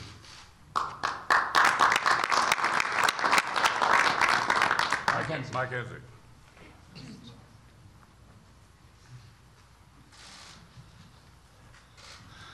This is an exciting day for America and for almost every single person in it that works. I had a person, though, say, well, we're not going to know whether this tax helped us or not for another year, till April 15th of the following year. I said, no. Companies are going to get the new withholding tables by the 1st of February. And so the first checks to come out in February, people are going to be able to see the reduction in the amount of withholding they had to do to pay their taxes. They will see a benefit come February. And I've been overjoyed with calls this morning from small businesses and some international businesses. I worked on the international tax piece, and I've already heard from some companies that are going to move their business back to the United States, build a couple more manufacturing plants here, and hire. One of them was talking about 1,000 more employees. But I've heard from small business too. One who said, this is going to be the biggest investment we ever made. We're going to put 15 million, that's a big number to a small business, 15 million into new plants. I think we're going to hear a lot of examples of that. And of course, every new plant needs employees to do it. Employees increase the competition among workers. Increased competition among workers raises wages. So we're going to see lower taxes, higher wages, and more jobs in the United States, which is exactly all right, everybody watching on YouTube, we are going to be taking a live shot at of Phoenix, Arizona again when we come back from this break. Could get through to the final stage and do it.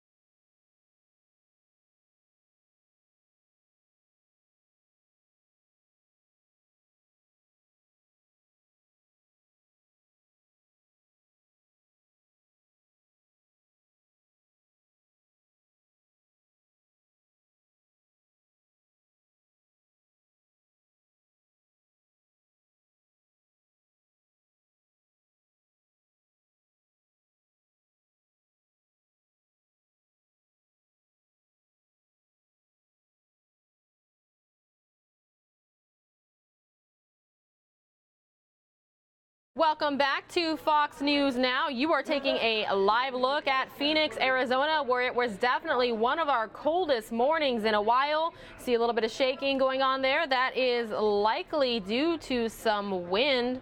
Hi, everybody. My name is Pilar Arias. Thanks so much for being with us. Well, in the aftermath of the Sutherland Springs shooting, some churches are now holding active shooter drills. That may be the last place some people want to have such things, but we all remember what happened with the mass church shooting in Sutherland Springs, Texas. It's become a real fear for temples, synagogues, and churches like this one that they'll be in the middle of praise and worship or prayer and shots will ring out. And now New Direction Church tonight is making sure in the most real way possible its congregation is prepared for just that.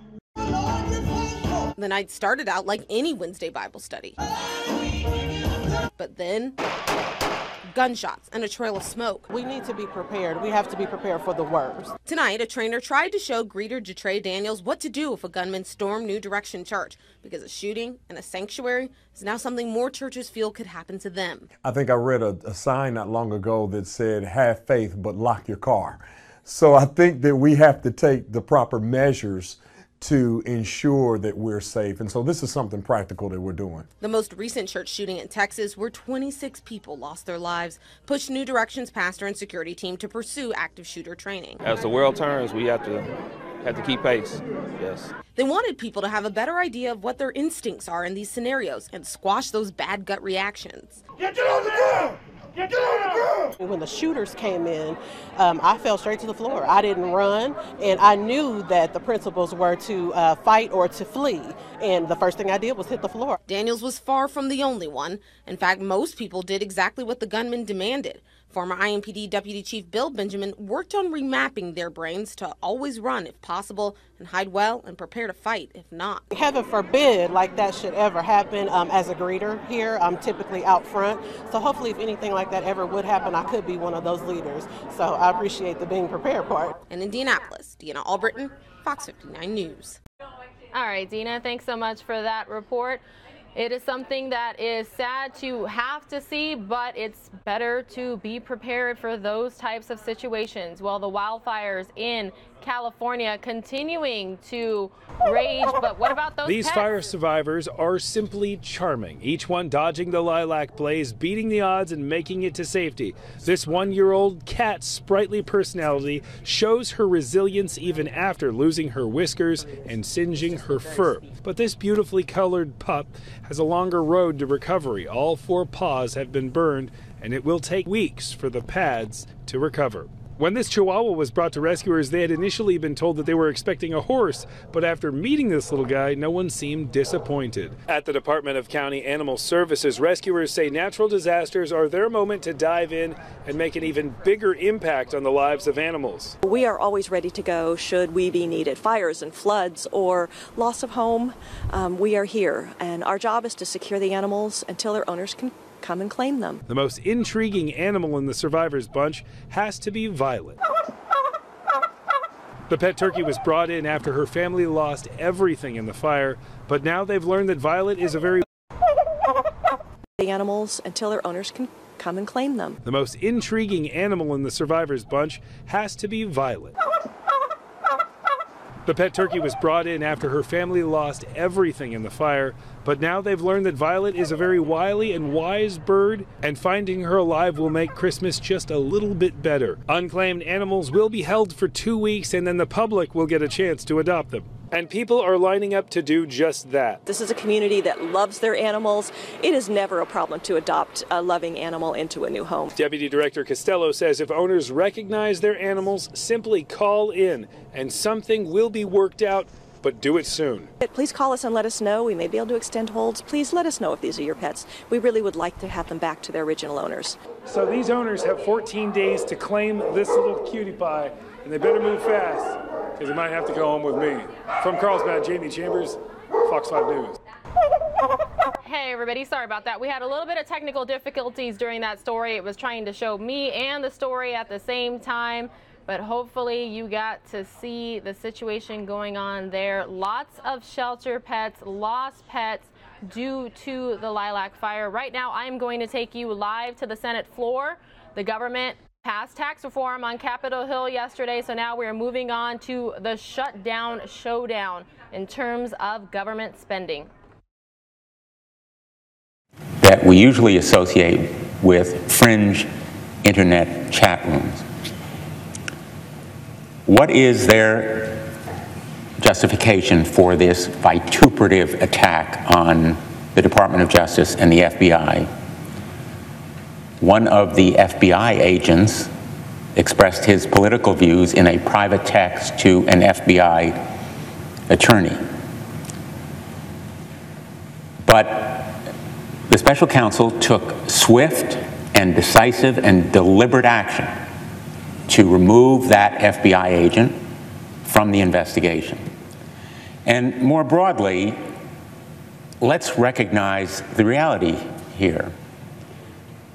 As a federal prosecutor, the United States Attorney for Connecticut for 4.5 years, and then as State Attorney General for 20 years, I know, and all of us who have been prosecutors know, that investigators, like FBI agents, have political views.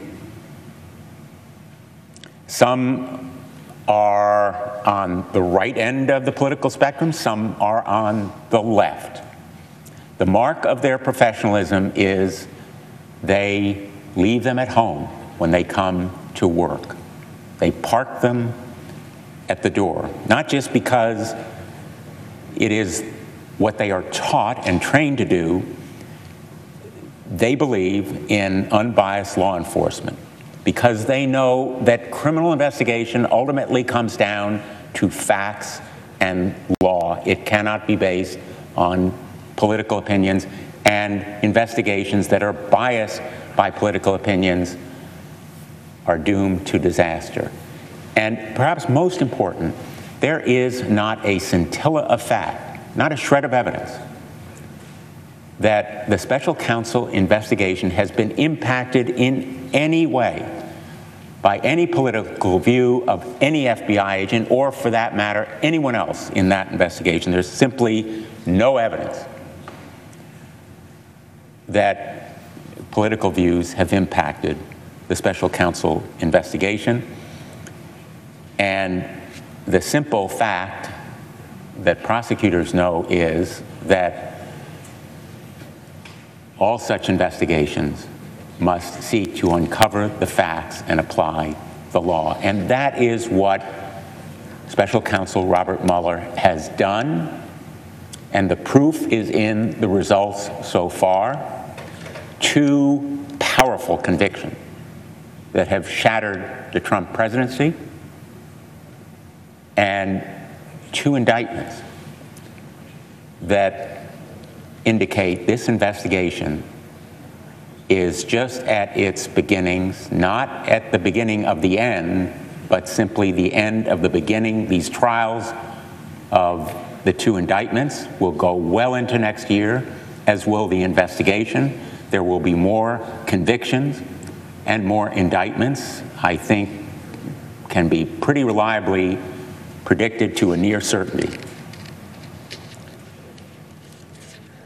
But beyond this investigation, we all know in this chamber, certainly any of us who've been involved in law enforcement know that public trust and confidence is essential. And the president himself has said he is, quote, a true friend and loyal champion for law enforcement, and, quote, more loyal than anyone else can be.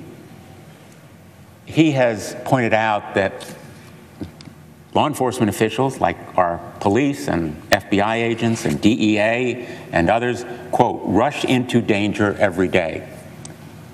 And he has criticized the folks who subject them to, quote, relentless criticism. He's promised always to stand with them. Those promises apply, apparently, to law enforcement as long as they are not investigating him. The president has said he has no present intention to fire the special counsel, but he has far from ruled it out. And for anyone who thinks it would be too outside the bounds of normal standards, remembering that firing Jim Comey as FBI All right, director. everybody, thanks so much for being with Fox News Now this morning. You better believe if it's breaking across the U.S., we will have it here for you and bring you the latest information. The biggest news out of Phoenix this morning was that gas-related fire explosion. Have a great day. We'll see you soon.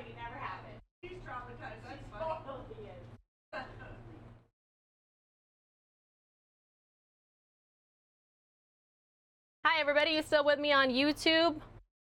It appears our Matt Galka is getting ready to give us another fire report, so I'm going to take you to him.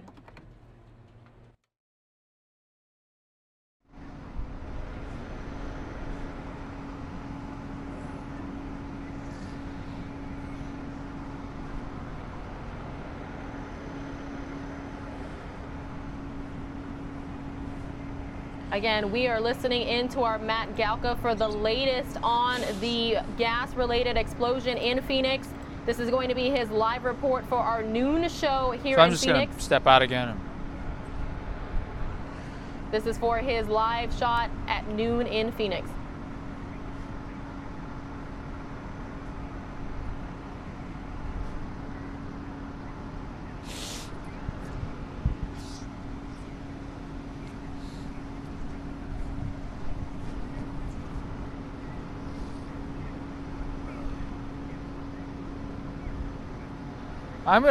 This looks like it broke a pipe. I mean, right?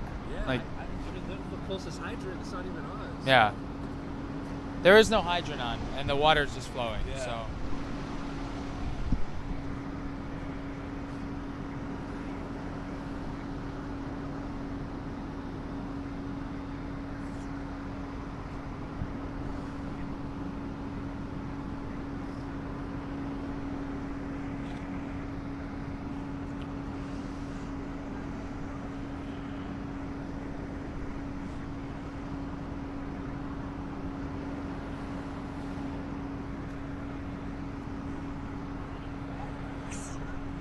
Bless.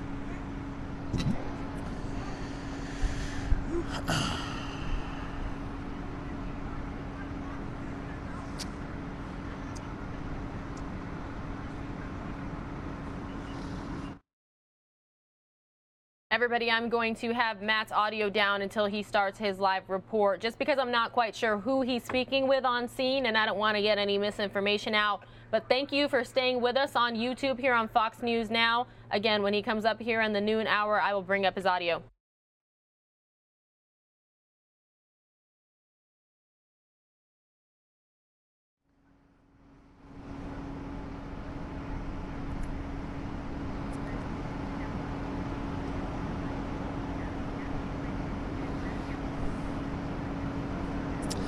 Yeah, guys, still dozens of Phoenix police, fire, and utility crews on scene. We actually just saw a number of Southwest gas workers exit the area, which might indicate they have this gas leak under control. We're going to show you a little bit of the scene so far. Still a number of people here.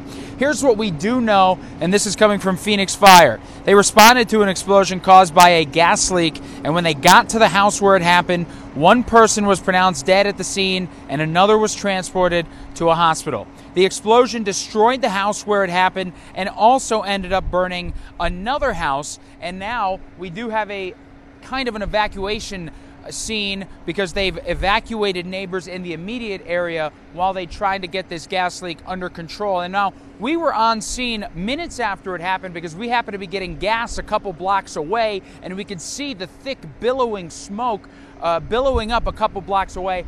And here's what neighbors had to say. We were able to talk to Rhonda, who lives right across the street from the house from where this all happened.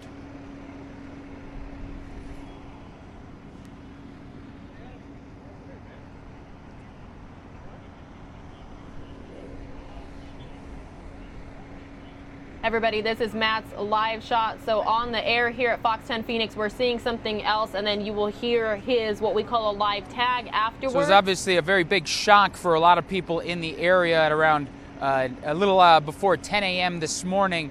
And to give you another idea of just how big this explosion was, there were other neighbors that were coming from an apartment complex 2 blocks away who said, she told me she heard the boom. She said she thought it was an earthquake, and there are also utility crews working on the power poles here, and there are also city utility crews working on the water pipes here. There's a heavy flowing water leak coming down the street here. So this explosion really did do a lot of damage. They're going to have a lot more cleaning up to do as the day goes on. Of course, we'll bring you any new information as it becomes available. But for now, reporting live, Matt Gelka, Fox 10 News.